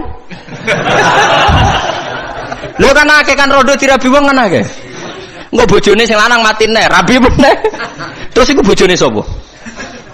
Nah anak ra iso selawase anake iku sirine kena Nabi ra nyebut bojo. Sing jamin nek ejek bojone sapa? Nah anak. Ya anake terus ila yaumil kiamah kan. Sale ke mati, Ruhin arep-arep didongakno bojomu. Wong iso urip bae bojone sing dirabi wong. Lah ya pegatan nak terus dirabi wong. Pemene wis apa? Artinya umpama Nabi ngendikan au zaujatin sholihatin tatulah. Ijek bojo ta ora kan? Paham ya? Lho kok berarti do takut istri kata jawab kasih udah rahasia. Mboten niku tenan nggih, kula suwun tenan nggih. Dadi mulai ngaji niki latek. Anak kita ini sudah punya kalimat napa? Spesial. Rupane kalimat napa? Tauhid. Yang kalimat ini direwangi Allah ngutus Jibril, ngutus Kanjeng Nabi Muhammad, ngutus Mikail untuk kalimat tauhid. Dan kita mendapatkan ini secara gratis dari fitrahnya, gak melalui perang, gak melalui utusan Nabi macam-macam. Kok ora mbok hormati ku piye? Lucune kita sering kecewa hal-hal sing hadzun nafsi. Misalnya anak bukan mijeti ra gelem terus kecewa. Wah, anak ra nurut wong tuwa. Oh, dasar anak nakal ngene-ngene. Iso ae cara pangeran, oh wong tuwa goblok, barang ra penting sih dianggap penting. Lah pangeran ngendikane ngono piye? Aku yakin pangeran ning aras ngendikane ngono. Oh, dasar orang tua bento, barang ra penting sih dianggap penting. Ayo nak pangeran takokane ngono piye? Dan mungkin kan? Karena Allah ngekek hak cacilik dolanan karwar rufi alqalamu an salasin.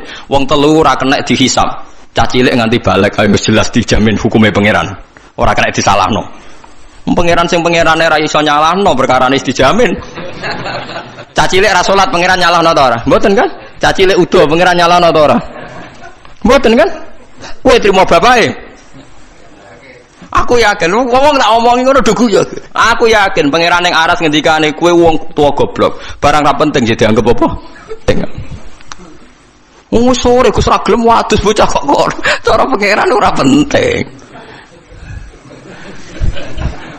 Akhirnya mulai rubah. Bareng rubah sing anakku teperan akal anak jiran bedok kaya ora ngono. Pokoke iki ajaran iki tanamno.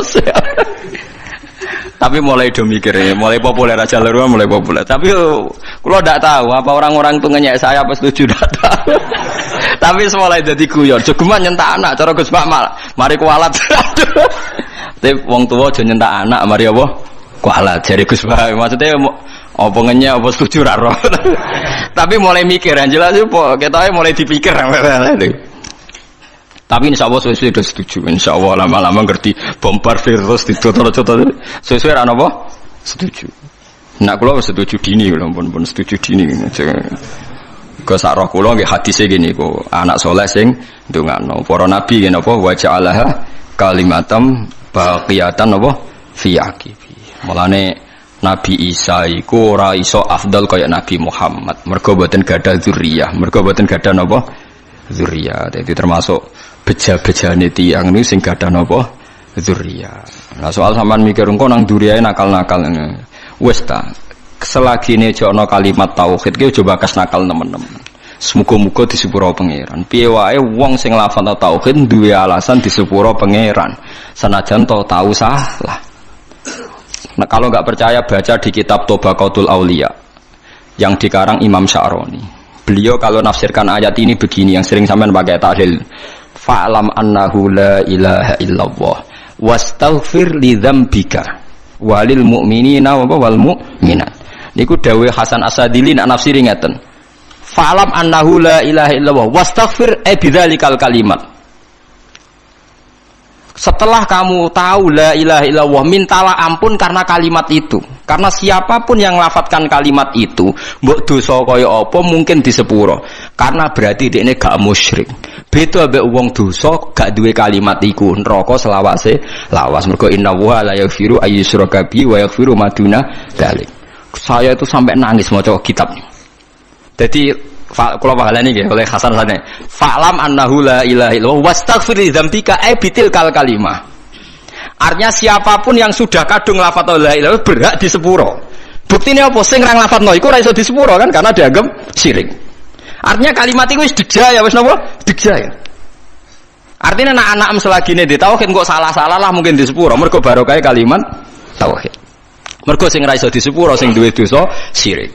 Artinya sing lafal la ilaha illallah ora napa syirik. Mulane dari Hasan Sadali wastaghfir dzambika bitil kalimat.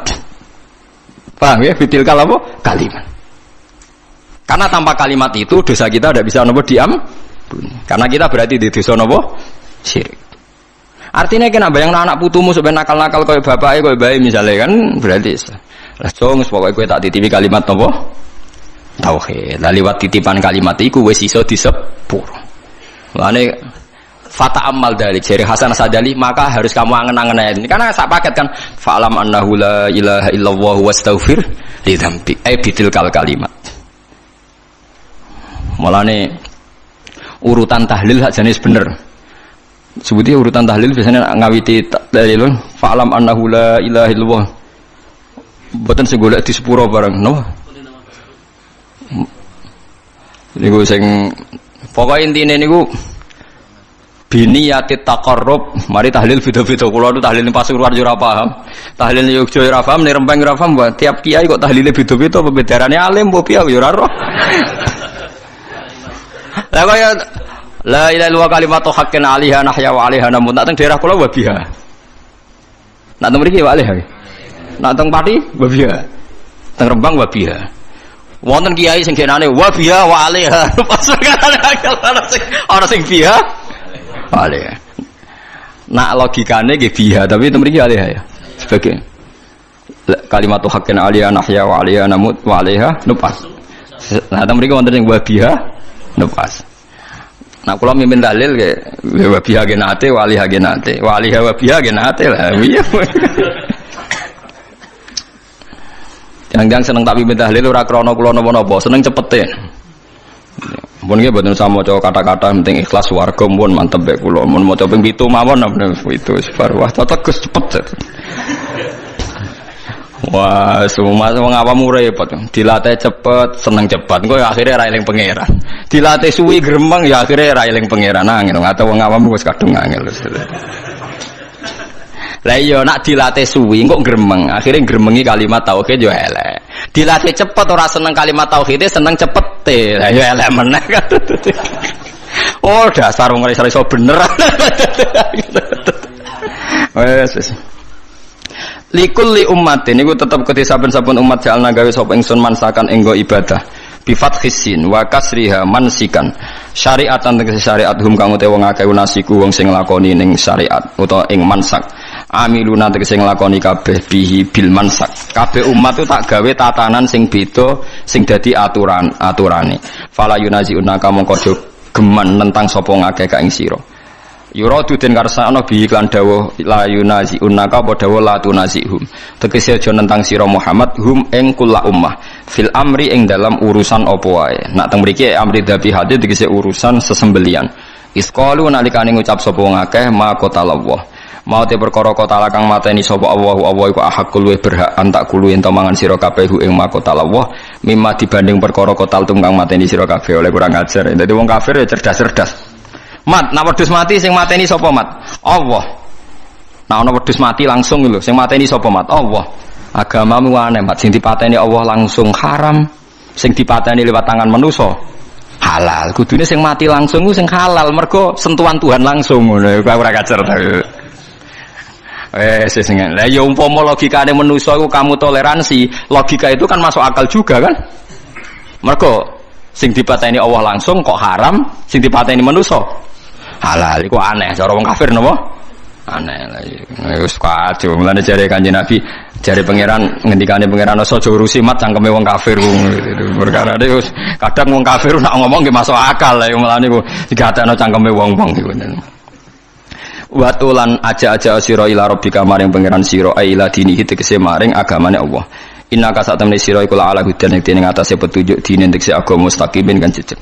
Wa in jadalu lamun maidu sapa ngakeh ka ing sira fi amridin ing dalem urusan agama fakul mongko ngucap sira Allahu ta'ala alamu dat sing luwih pirsa ta sing pirsa bima kan apa tak maluna kang lakoni sira kabeh fa yujazikum mongko males sapa hukum sira kabeh alaihi ngatasi mata malun wa hadza utawi iki ku qoblal amri sedurunge den perintah bil kita lan perang Allahu ta'ala yahkumu nguputumi sapa Allah benakum Allah sing gawe keputusan benakum ayyuhal mukminun wal kafirun yaumal kiamat ing dalam dina kiamat fima ing dalam perkara kuntum kang ana sira kabeh fi ing dalam ayu tahtalifuna sira kabeh biayakula gambare arab yen to tahtalifuna kang sulaya sira kabeh biayakula manane ikhtilafu biayakula gambare arab yen to ngucap sapa kulun saben-saben suci minal fariqa ini sanging kelompok loro khilafa qaulil akhar kelawan bedane pengucapan sing liya.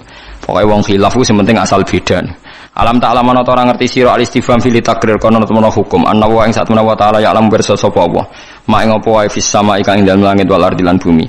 Inna dzalika sak temene mengkon-mengkon kabeh. Kena apa Allah kok pirsa apa sing langit bumi mergo sedurunge digawe wis ditulis ning Allah napa mahfud. Inna dzalika sak temene mengkon-mengkon kabeh madzikira fi kitabin. Mate kese perkara zikir kang den sebut apa mayu fi kitab ing dalam kitab wa te kitab Allahul Mahfud Allah iku catetan al mahfudu kang den jaga iku niku Allah Mahfud catetan riyen ora ning kertas teng Allah jare iki kuno manani sabak inna dzalika sak temene mengkono-kono kabeh ilma ma tegese ilmune perkara zikir kang den sebut apa ma ala wa ing atas apa ya sirun gampang esahlun tegese gampang assalamualaikum warahmatullahi wabarakatuh.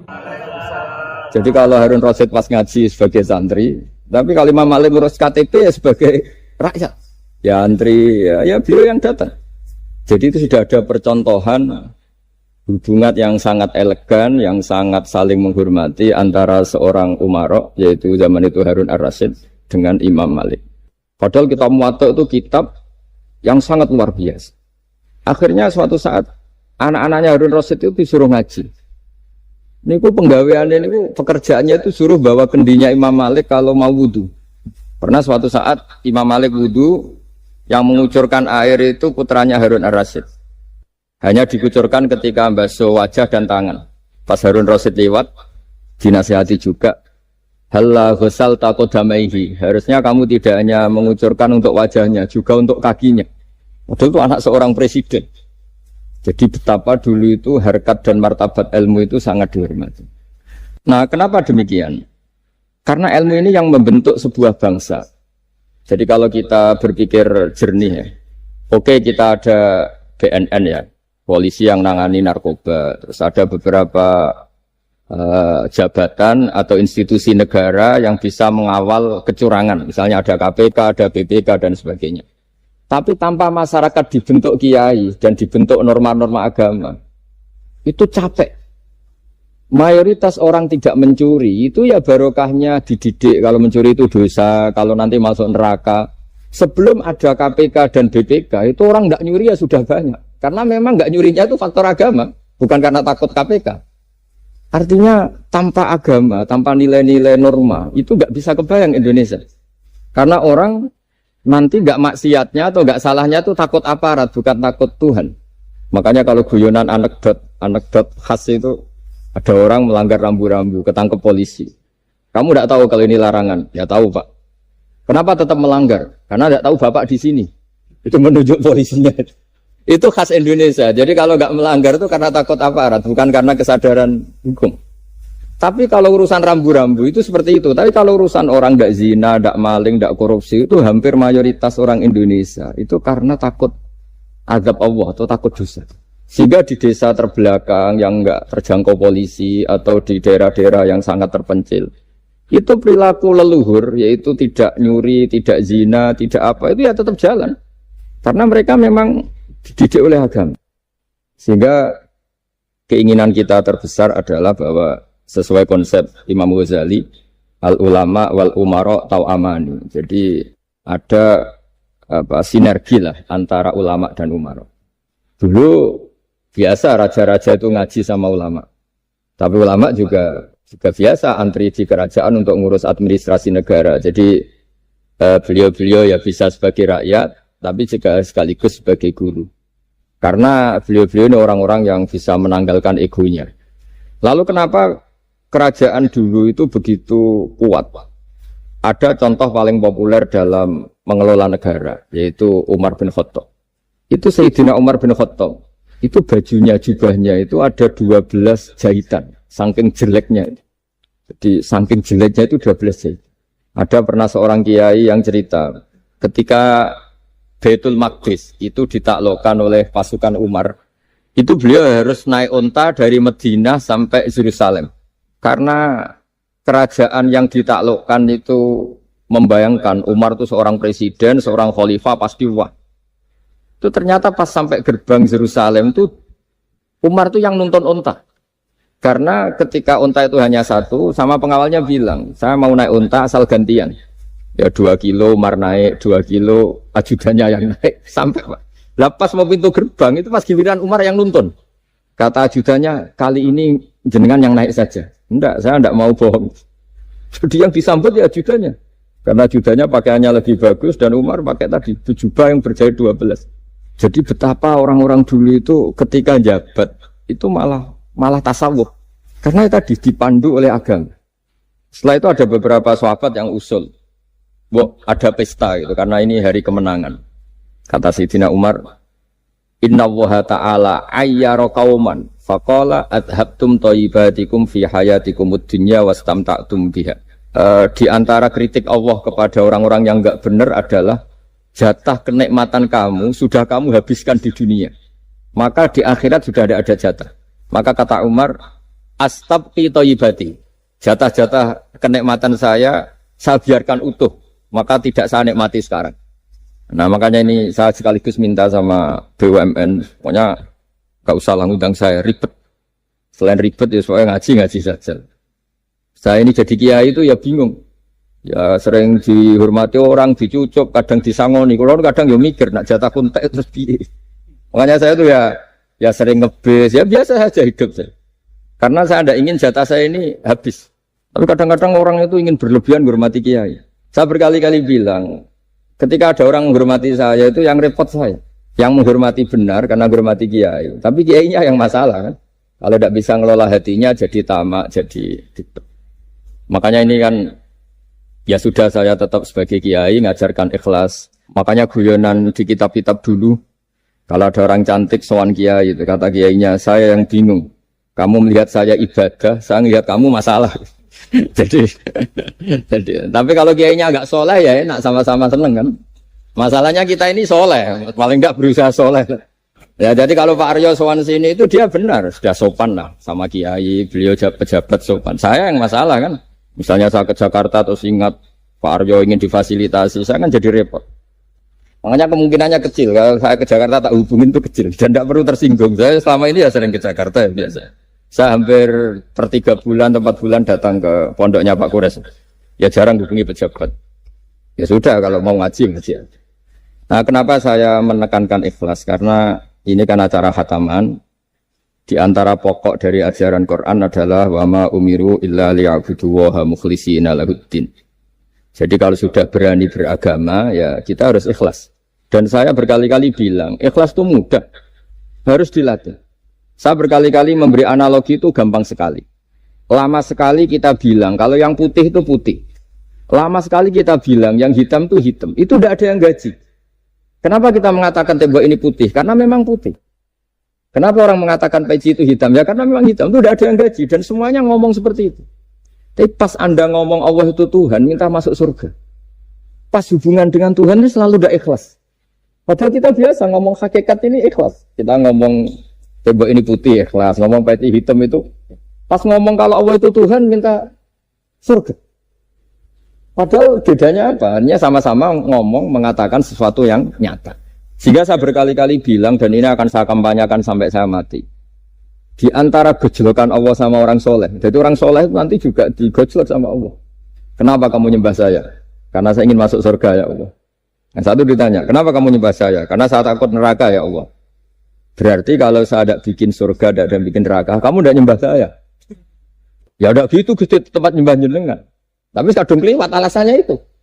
Makanya saya itu tidak pernah bilang ke anak saya gini, kamu harus syukur karena bapak dapat pekerjaan. Tidak pernah saya. Kamu harus syukur bapak punya uang, tidak pernah. Nanti syukurnya nunggu bapak punya uang. Kalau nggak punya uang, nggak bapak ribet. Maka ini yang bupati, yang pejabat tidak usah syukuran. Syukuran bapak naik pangkat, bapak direktur BUMN. Nanti kalau enggak sudah pensiun sudah, syukurnya hilang. Lah karena ini kan ngaji sama kiai, ya saya ajarkan khas kiai. Saya sampai sekarang ya enggak nikmati kebesaran nama saya atau apa. Karena tadi memang harus dilatih. Kalau kita bisa mengatakan putih itu ikhlas, tanpa tekanan, tanpa imbalan. Kenapa pas mengatakan Allah Tuhan harus minta surga? Padahal Allah itu tetap Tuhan meskipun tidak menciptakan surga dan nah dari pemahaman seperti ini, para mufassir itu tahu kualitas kalimat fattaquni ya ulil albab. Takutlah kepada saya.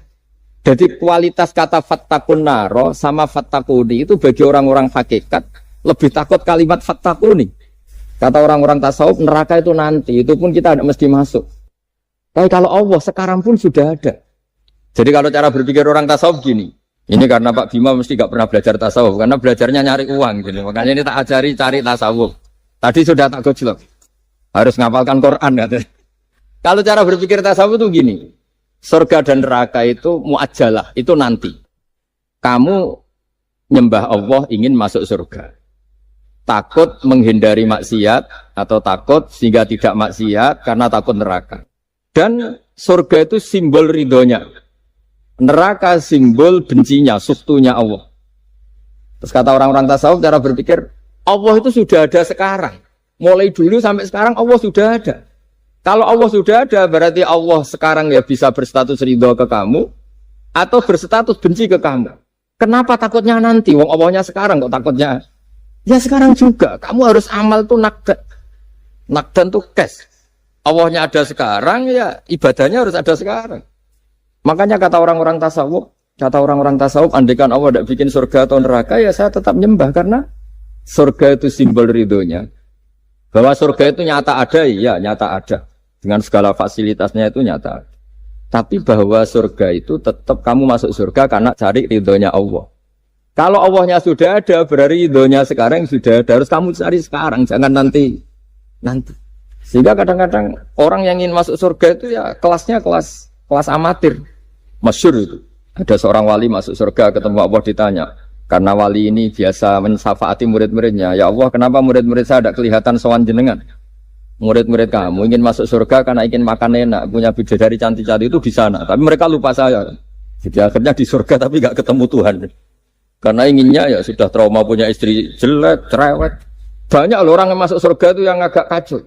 Enak sudah surga. Nanti di sana nggak usah sholat, nggak usah puasa. Jadi sholat yang sekarang nggak ada problem. Jadi banyak itu orang-orang Islam yang Islamnya mungkin imannya amatiran. Wah enak masuk surga, nggak ada subuh lagi, nggak ada puasa lagi, bebas. Itu kan kurang ajar betul. Jadi ibadah itu dianggap problem. Bandingkan di cerita dunia wali itu ada wali bertanya gini, ya Allah apa di surga itu ada sholat? Ditanya sama Allah, kenapa kamu tanya gitu? Kalau tidak ada sholat mendingan saya tidak di surga. Dia tidak bisa bayangkan ada kenikmatan di atas sholat. Nah kalau jangan kan nggak bisa membayangkan kalau di surga masih disuruh sholat. Sampai sekarang aja kita tahu berhentinya sholat itu kapan. Kalau sampean tanya gitu, kalau ingin berhenti sholat nggak wajib, majnun. Jadi orang gila langsung nggak wajib. Jadi artinya harus dilatih ilmu-ilmu tasawuf seperti ini supaya hidup itu nyaman. Hidup itu nyaman. Dulu Pak Imam ini ada Pak PJ Rembang. Itu dulu ada seorang raja didatangi ulama. Gimana cara saya tidak nikmati jadi seorang raja? Ulama itu nasihatinya gampang. Dia omongin gini Pak Arya. Pak Raja, kalau kamu di Sahara, di padang Sahara, kemudian Anda kehausan. Kalau tidak minum satu gelas air, Anda mati. Apakah? Terus kemudian yang punya air bilang gini, kamu tak kasih air, tapi syaratnya kerajaannya kasihkan saya. Kamu kasihkan apa milih mati? Wah ya milih dikasih air. Mendingan nggak jadi raja tapi hidup. Terus la tafrah bimulkin la yusawi kak samain. Kamu jangan bangga dengan satu kekuasaan, dengan satu kerajaan yang nilainya sama dengan segelas air. Akhirnya dia terjadi raja yang soleh karena ternyata apa? La yusawi kak samain, tidak sama atau ya nilainya itu masih kita-kita yang rakyat yang tidak jabat. Misalnya masyarakat, itu ya harus berpikir gitu. Orang nggak jadi bupati tetap hidup, nggak jadi pegawai BUMN tetap hidup. Tapi kalau nggak minum air itu mati. Dan rata-rata rakyat itu bisa minum air. Artinya apa? Kita dan mereka itu sama-sama punya nikmat yang pokok, yaitu sadur rumpi, nikmat yang bisa mempertahankan kehidupan. Jadi nikmat selain itu tidak pokok. Sehingga orang itu bisa jadi wali. Jadi ini resep jadi wali. Jadi wali itu tidak harus tirakat dalail terus gak pernah makan nasi itu enggak, itu keberatan. Jelas sebagai ibu nggak mau itu, mesti nggak mau itu. Mesti tidak mau. Ya agak mau, ya agak bakat. Jadi sudah pasti tidak mau. Karena ini saya tahu banyak tentang beliau. Pak Aryo itu bin selamat. Dulu abahnya itu ditobatkan Gusmi. Dimengertikan agama oleh Gusmi. Karena beliau ingin tetap mencintai Kiai, korbannya saya. Karena Gusmi meninggal. Terus mahabbahnya diarahkan ke saya. Tapi saya berdoa supaya diarahkan ke banyak Kiai lah. Supaya saya tidak jadi objek sasaran. Nanti juga repot ini. Saya itu sering disewani orang dari Kalimantan, Sulawesi, saya ingin idolakan jenengan, saya ingin dekat dengan jangan.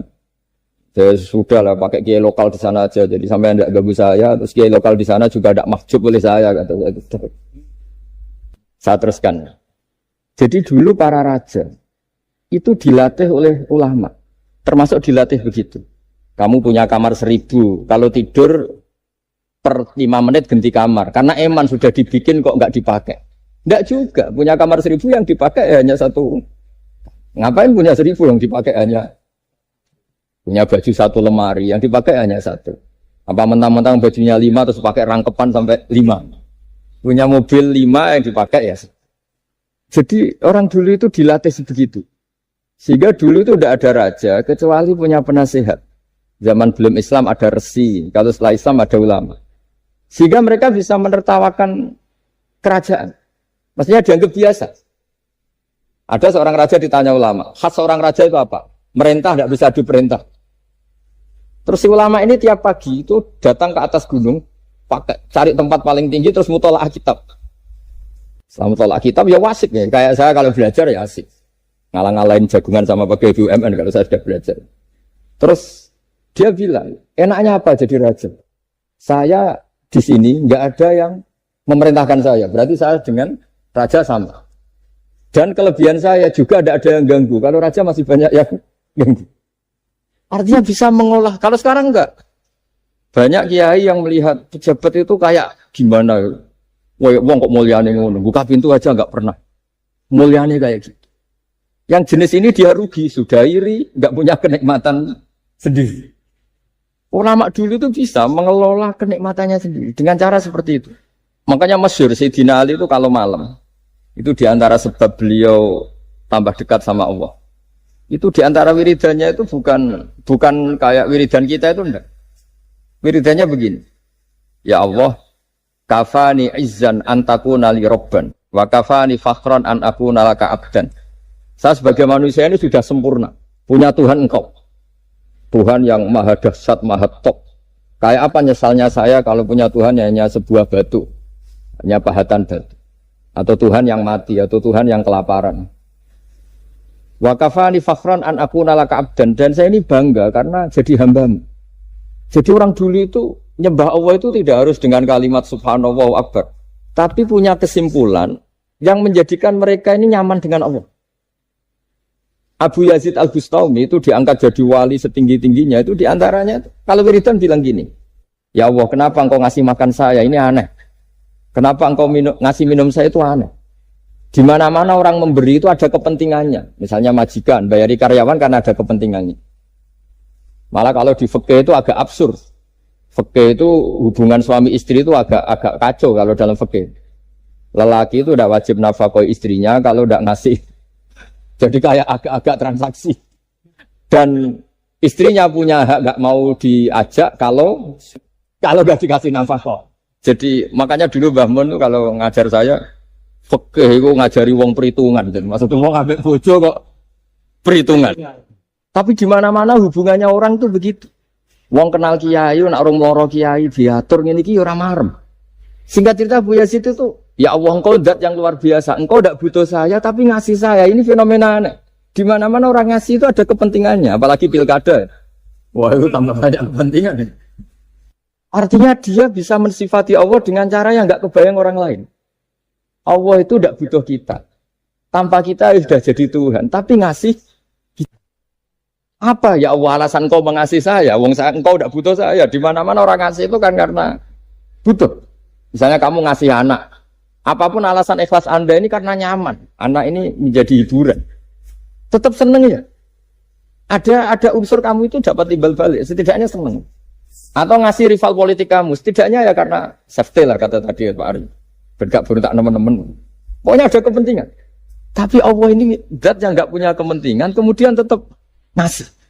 Dari situ terus dia punya cara mencintai Allah.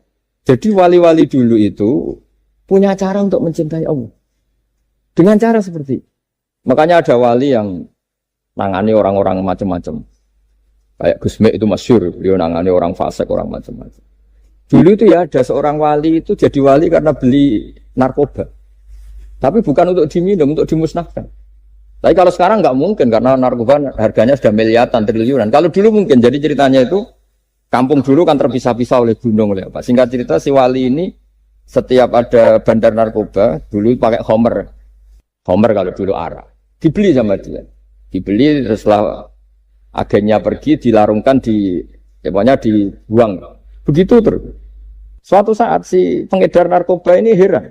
Kampung situ itu selalu tak kirimin Homer kok gak ada yang mabuk. Tapi dibayar cash. Malah si orang ini meninggal wangi. Ternyata dia tidak ingin kampungnya itu mabuk. Sehingga dicegat di jalan supaya Homer ini tidak sampai ke kampung. Nah, sekarang kan tidak mungkin narkoba semahal itu. Tapi apapun itu kembali ke ulama dan umaro. Alhamdulillah di Indonesia itu ulama yang mati-matian supaya generasinya tidak terlibat narkoba dengan cara ditakutkan neraka. Umaro juga melakukan itu dengan cara ditakutkan penjara. Ini yang kita sama-sama ulama wal umaro apa? Tahu aman. Kita kerjasama dengan kapasitas masing-masing. Jadi penting sekali ngaji seperti ini supaya kita tahu bahwa khazanah-khazanah kita tentang dekat sama Allah itu macam-macam. Ini khusus ijazah ini sama Pak Bima, Pak Arya itu. Dulu Kiai Hamid Pasuruan terkenal wali. Dan di antara wiridan Dzikrul wal Filin ada beberapa kata yang dari Kiai Hamid. Jadi Dzikrul wal Filin itu kalimatnya utamanya dari Gusme, Mbah Ahmad Siddiq. Tapi ada beberapa kalimat yang dari Kiai Hamid Pasuruan. Saya tahu banyak lah, karena bapak saya juga temannya Gusme dan mbah saya kandung sepupu sama Mbah Hamid. Itu kalau ada orang sepuh-sepuh Pak Bima kayak jenengan Pak Aryo, disuruh ngapalkan Quran. Ya mereka protes. Masa saya hafal, Pak? Sudah lah pokoknya ngapalkan. Ada yang 2 juz mati, 1 juz mati. Karena ya sudah sepuh. Suatu saat ada ulama yang tanya, kenapa Pak Hamid? Biar kamu dalam perjalanan di dunia tercatat ini bercita-cita hafal Quran. Sehingga kalau mati berstatus man salaka thoriqan yaltamisu fihi ilman sahalallahu lahu thoriqan ilal jannah. Orang yang mati berorientasi ingin ngaji. Tapi kalau kamu tidak punya orientasi ngaji kan di otak kita andaikan direkam Allah.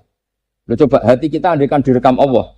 Ingin kaya, ingin punya gunung, ingin punya Alphard, ingin punya ini itu. Coba kalau itu nanti disetel di akhirat. Tapi kalau kamu ingin ngapalkan Quran kan setidaknya pas disetel ya keren. Ingin hafal Quran meskipun tidak hafal-hafal gitu. Ingin hafal itu. Meskipun nanti kalau malaikatnya drengki ditambahin meskipun. Tapi insya Allah mereka ada yang dengki. Tapi andaikan kita nanti tidak punya cita-cita ngaji, itu rekaman kita hanya itu. Ingin mapan, ingin kaya, ingin menguasai dunia. Betapa malunya kita kalau rekaman itu kita dengar di depan Allah. Padahal nanti niat ini yang dihitung. Famangkarat hijratuhu ilallah wa rasulih, fa hijratuhu ilallahi wa rasulih. Orang yang orientasinya hijrah. Hijrah itu meninggalkan yang buruk menuju yang lebih baik. Hanya untuk Allah dan Rasul, maka ya dihitung ke sana. Jadi misalnya Pak Bima, Pak Aryo ngapalkan Quran, hafal-hafalnya. Tapi berarti perjalanannya ini mencari ridhonya Allah, itu ditulis. Tapi kalau kita orientasinya ingin mapan, ingin sejahtera, ya ditulis. Ini ingin punya rumah 2, ingin punya rumah di berbagai provinsi. Ini coba kalau itu nanti direkam. Terus ditanya Allah, inginnya kamu apa sih di dunia? Dan itu bisa menjadi status kita. Ngeri kan? Kita ketemu Allah dengan status tidak pencari Allah dan Rasul, tapi pencari kemapan. Itu cara Mbah Hamid untuk mendidik supaya orang itu orientasinya kepada Allah dan Rasul. Disuruh ngapalkan. Ini Pak Aryo cerita, bapaknya hanya disuruh ngapalkan apa? Rabbana dalam urusan. Itu semalam nggak hafal apa. Dan alhamdulillah nggak hafalnya ditiru anaknya. susahnya kemarin pas ngaji sama saya di kamar saya, saya punya kantor di depan rumah saya. Ya nggak hafal-hafal. Bener-bener konsisten. Jadi dulu bapaknya itu ketemu Gus Mek di hotel, dia diajarin semalam nggak hafal. Akhirnya hafal lagi. Iya, tapi nunggu sekian tahun mungkin. Jadi yang penting, jadi ulama dulu itu pinter cara menuntun umat menuju Allah dan Rasul. Diajarin. Akhirnya ada dzikrul ghafilin. Penting orang itu menuju Allah dan Rasul. Setidaknya kalau direkam itu nanti saya ingin ya Allah dapat ridhomu. Kalau malam ilahi anta matlubi, ilahi anta maksudi waridhoka matlubi. Meskipun semalam hanya dilafatkan sekali, tidaknya Allah mencatat. Ya Allah, engkau yang kami cari, ridhomu yang kami cari. Kalimat itu kalau terulang-ulang itu menjadi mental dan lama-lama jadi status. Daripada sebelum tidur, kapan ya sugih. Jare Pak Bima kapan gak jadi anak buah. Kok nanti yang menteri ya mikir, semoga gak kena reshuffle. Gitu terus pikirannya. Nah ini kan kalau ngaji saya menyinggung, yang salah ada saya, sing ngongkor ngaji sopo. Saya makanya saya santai saja. Sampean kecewa malah bagus karena ndak ngel-ngelo saya lagi. Saya dalam hal ini itu anut mazhabnya Imam Syafi'i. Imam Syafi'i itu saya punya kitab namanya Diwanus Syafi'i. Itu kalau orang ndak senang itu paling bagus menurut saya. Pak Imam Syafi'i separuh kampung ndak seneng jenengan. Ya bagus lah. Kalau nggak seneng ndak akan utang duit, nggak pinjam mobil. Wong nggak seneng itu kan nggak mungkin pinjam uang. Saya pernah ketemu seorang bupati cerita ini. Ya, perlu saya sebut bupati aktif. Setelah saya cerita ini, terus Gus saya ingin ketemu jenengan 4 mata. Setelah ketemu saya lucu. Saya akan cerita. Di antara wasiat bapak saya itu unik banget. Ngelola wong gedeng enak, sing ribet itu ngelola wong seneng. Jadi ngelola orang benci itu mudah. Yang ribet itu ngelola orang seneng. Itu mahal sekali. Itu dulu saya tidak paham. Bareng kenal wong seneng ngel-ngel no. Nak sing ra seneng kan sudah selesai. Akhirnya Imam Syafi'i itu separuh kampung ini tidak seneng jenengan. Ya bagus. Mereka tidak akan utang saya, minta tolong saya. Artinya orang dulu itu jadi yang seneng dikelola untuk teman kebaikan, yang nggak seneng dianggap menjadi harga itu murah. Singkat cerita terus bupati ini datang ke saya cerita. Yang jelas gak bupati Rembang, ya ada cerita di bawah beduk cerita. Iya Gus, rival politik saya ketika saya kalahkan itu selesai. Tapi mitra politik nanti saya kira berber. Jadi orang dulu itu segampang itu ngelola kehidupan. Artinya yang seneng ya penting, kita butuh mitra. Yang gedeng ya nggak apa-apa lah. Barokahnya gedeng itu nggak ganggu Anda kan. Asal sing gedeng aja dukun santet ribet itu kalau nanti. Ketika Imam Syafi'i diceritain orang yang tadi nyium tangan jenengan, yang sama jenengan diluk hormat, di luar itu memaki-maki jenengan. Kata Imam Syafi'i, baguslah. Berarti saya wibawa, di depan saya tidak berani. Jadi beliau seenteng itu melihat dunia. Jadi orang dulu itu, makanya mereka gampang jadi wali karena radhiyallahu anhum wa radu. Jadi orang yang melihat Allah itu sudah ridho, ya sudah. Nabi Musa itu kekasih Allah, kalimu. Itu orang Israel. Itu yang gedeng yang ngel-ngel no. Yang seneng yang ngel-ngel no. Malah paling ribet kalau ngadepi orang Israel. Singkat cerita Nabi Musa itu bilang gini, ya Allah, kasih saya ijazah. Yang dengan ijazah itu orang terbungkam semua, tidak bisa ngeritik saya. Tidak bisa mencibir saya, tidak bisa ngata-ngatain saya. Jawabnya Allah itu lucu. Ya Musa, hadza syai'un lam asna'hu li nafsi, fa kaifa asna'hu bika. Aku pangeran sing salah paham akeh, pemenah kuwe itu mau nabi. Aku itu pangeran sing salah paham mbek aku akeh. Jadi saya ini Tuhan. Yang cara pandang tentang saya keliru itu aja banyak, apalagi kamu. Mestinya saya yang terbebas dari disalahpaham. Padahal Nabi Musa aku itu pangeran, ya darani anak di pucu, ono sing darani aku fakir, ono sing darani aku kikir, macam-macam. Orang Yahudi itu kalau rezekinya baru sempit itu bilang ini Tuhan kikir sekali. Sampai Allah qala alladziina qalu innahu huwa faqir. Pejabat juga gitu, kalau salah kebijakan juga dihujat. Ini tidak mensejahterakan rakyat. Itu kalau lapor Allah jawabannya gitu, kamu pejabat salah pahami ribet, saya Tuhan saja disalahpahami.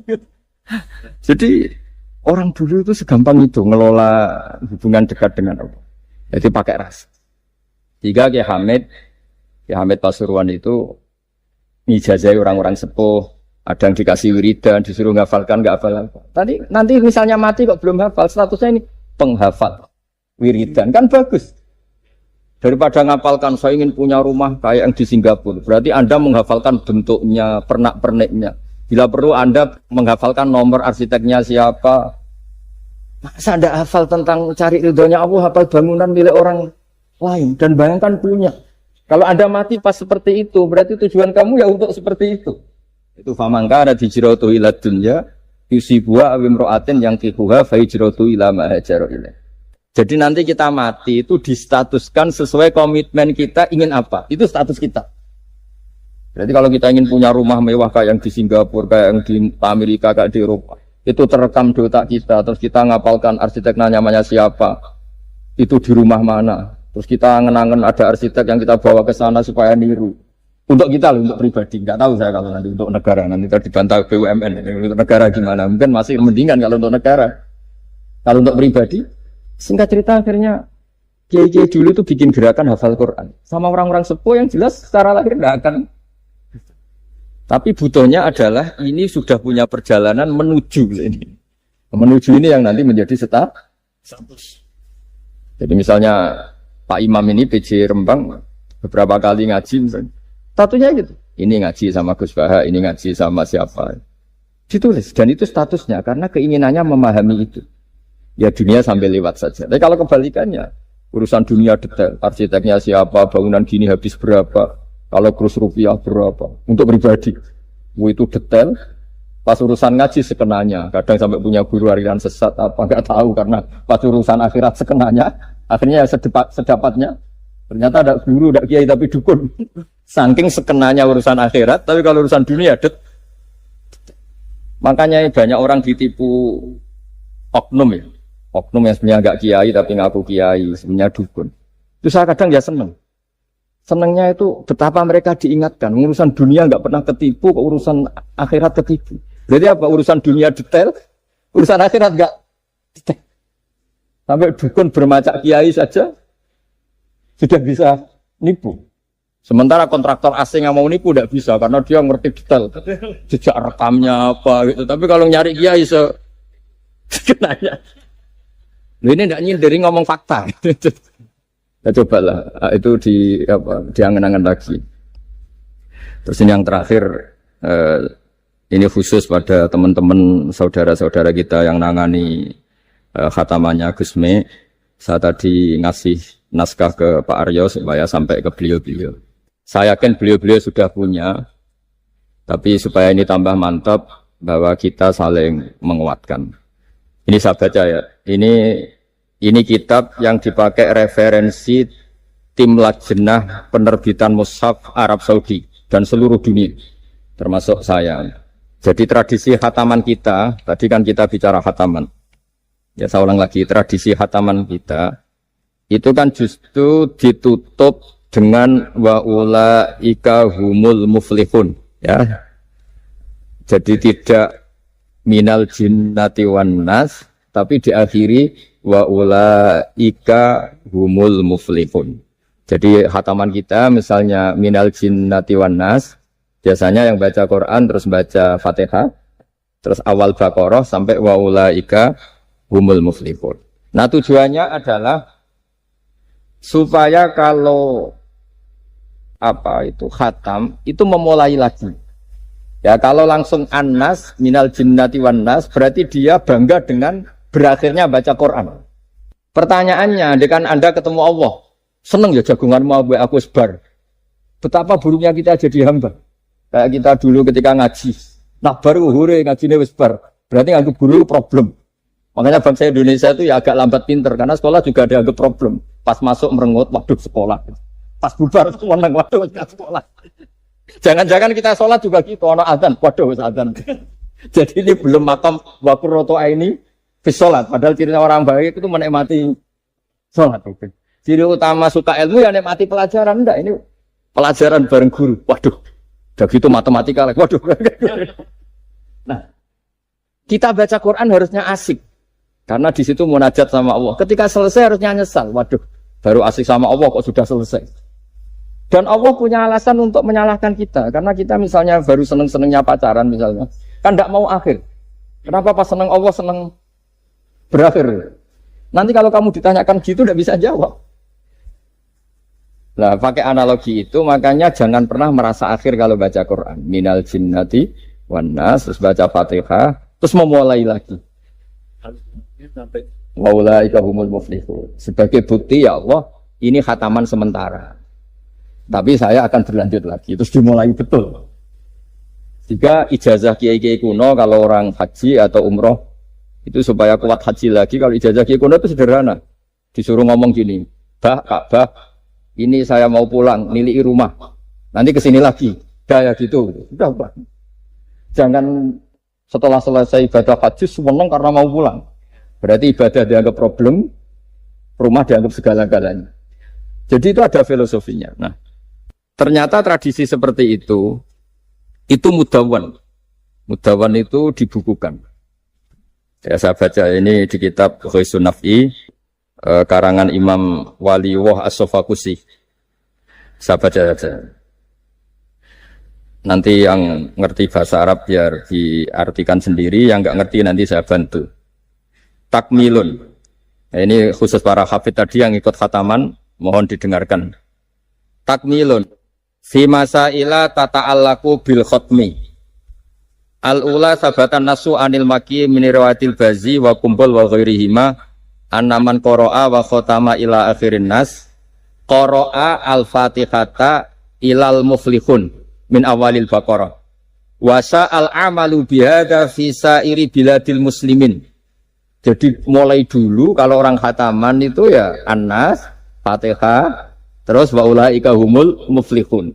Dan cara seperti itu wasa al-amalu bihada fi sa'iri biladil muslimin. Semua negara dunia ya sama seperti ini. Hanya tradisi yang dilakukan bapak saya sampai semua guru-guru kita, guru Quran, termasuk yang di Jantiko dulu, sama sih dulu namanya Jantiko, lama-lama mantap ya. Itu sudah benar itu. Jadi mungkin teman-teman sudah melakukan tapi nggak tahu filosofinya. Ini saya bantu. Filosofinya adalah supaya kita tidak merasa mengakhiri baca Quran, tapi sekaligus memulai. Kalau nak kue niat ngakhiri tenan itu seakan-akan kan baca Quran itu problem. Terus ketika berakhir kita senang. Sholat juga gitu Pak Imam. Yang menjadikan umatnya Rasulullah Shallallahu Alaihi Wasallam dijamin surga itu diantaranya cara sholat begini Pak Aryo. Saya hafal hadisnya. Absyiru ya ma'saral muslimin. Ini kata Rasulullah. Hari ini Jibril muncul dan memberi satu pengumuman yang sangat menggembirakan. Apa itu? Umatku berstatus. Ya ini kata malaikat Jibril. Umatku berstatus. Mereka itu fa'alu faridotan wantadharu ukhra. Melakukan satu fardu selesai atau addu faridotan wantadharu ukhra. Jadi misalnya tadi saya sholat subuh. Status saya ditulis oleh malaikat Jibril. Bak tadi sholat subuh. Dan ketika saya ditanya, Hak kok urip sampai jam 10, jam 11. Ngenteni habis sholat duhur. Ketika sholat duhur selesai, orientasi saya ngenteni sholat. Gitu terus. Sehingga statusnya umatnya Nabi adalah addu faridotan wantadharu ukhra. Komitmennya adalah melakukan satu fardu dan menunggu yang lain. Berarti kita dihimpit di dua kebaikan. Kebaikan sudah kita lakukan dan kebaikan yang lain kita cita. Kita sekarang ngasih anak yatim. Di hati kita juga ingin mengasih lagi. Ngasih orang miskin juga gitu. Begitu juga kebaikan-kebaikan yang lain. Sehingga kita dihimpit di dua apa? Kebaikan. Kebaikan yang kita lakukan dan kebaikan yang kita angankan ya, atau kita cita-cita. Ya sudah begitu. Sehingga dengan cara seperti itu orang Islam itu nyaman. Bayangkan kalau kita berstatus punya rumah dan punya rumah lagi. Ingin punya mobil lagi. Berarti satu sih minat dunia wa ilat dunia. Minat dunia ilat dunia. Itu kalau pas mati, pas khayalnya begitu. Allah posisinya di mana? Ya ini sudah siap ya, setor ya, Ataman. Siap. Ya, siap. Siap Pak Bunga ya? Ya, siap. Sampai berapa juz rencana? 30 tuh. 30. Sampai 30 juz apa juz 30? Juz 30 dulu. Juz 30. Jadi sampai segitunya guru-guru kita memandu, makanya terus dilatih zikrul ghafilin, dilatih apa supaya kalau kita biasa pergi kembali misalnya, rombongan kembali, mungkin kita istighfar. Gue sekali-kali rombongan datangin khataman Quran, datangin acara-acara sehingga ada perbandingan. Nah, setidaknya saat kita salah itu tidak status. Tapi zallah bawaan manusia. Tapi status kita adalah faman kana hijratuhu ila Allahi wa rasulih fa hijratuhu ila Allahi wa rasulih. Nah, kemudian kenapa itu menjadi perilaku masif di seluruh dunia? Kalau khataman justru ditutup oleh awal Baqarah. Kan agak aneh khataman kok ditutup dengan permukaan atau permulaan. Ya. Itu terus beliau ini di beberapa kitab diterangkan anna rajulan qala ya Rasulullah ayul a'mali afdalu.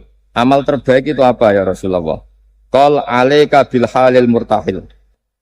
Terus wa ma halul murtahil? Qal sahibul Qur'ani kullama khalla irtahala.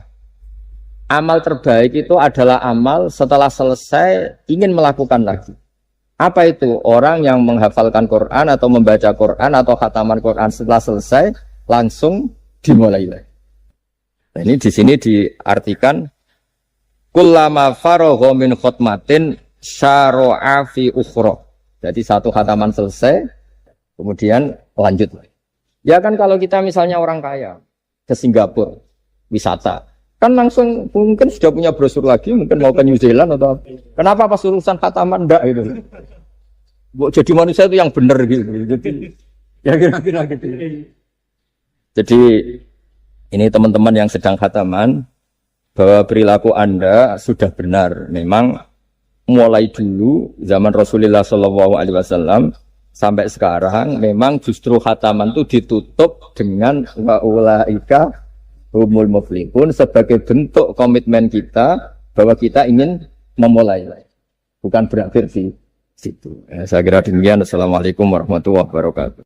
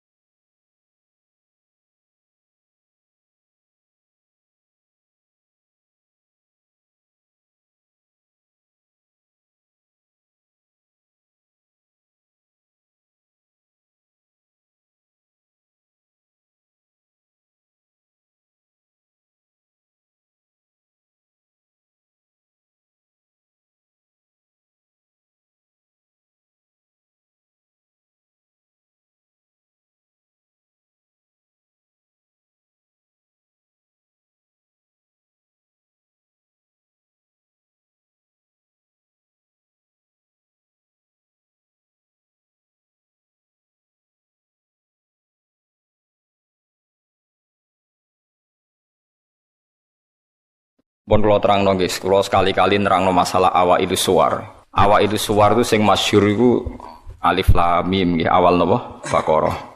Terus napa malih? Alif lam ra. Terus alif lam mim ra, terus Yasin, Toha, Ain, Sin, Qaf, Hamim, Kaf, Ya, Ain, Shad, terus Nun, Qaf, nggih sekitarnya. Ada banyak perdebatan ulama yang menurut saya sebagian itu harus kita benarkan. Meskipun sebagian itu ya hanya akal-akalan, tapi sebagian saya percaya ya.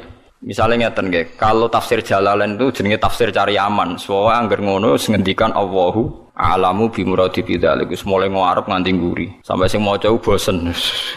Bosen sampai muni ngene santri sing elek-elek. Mumpun suwe Mbah nek Allah langkung pirsa. Perkara angger ngono mesti Allahu a'lamu bi muradi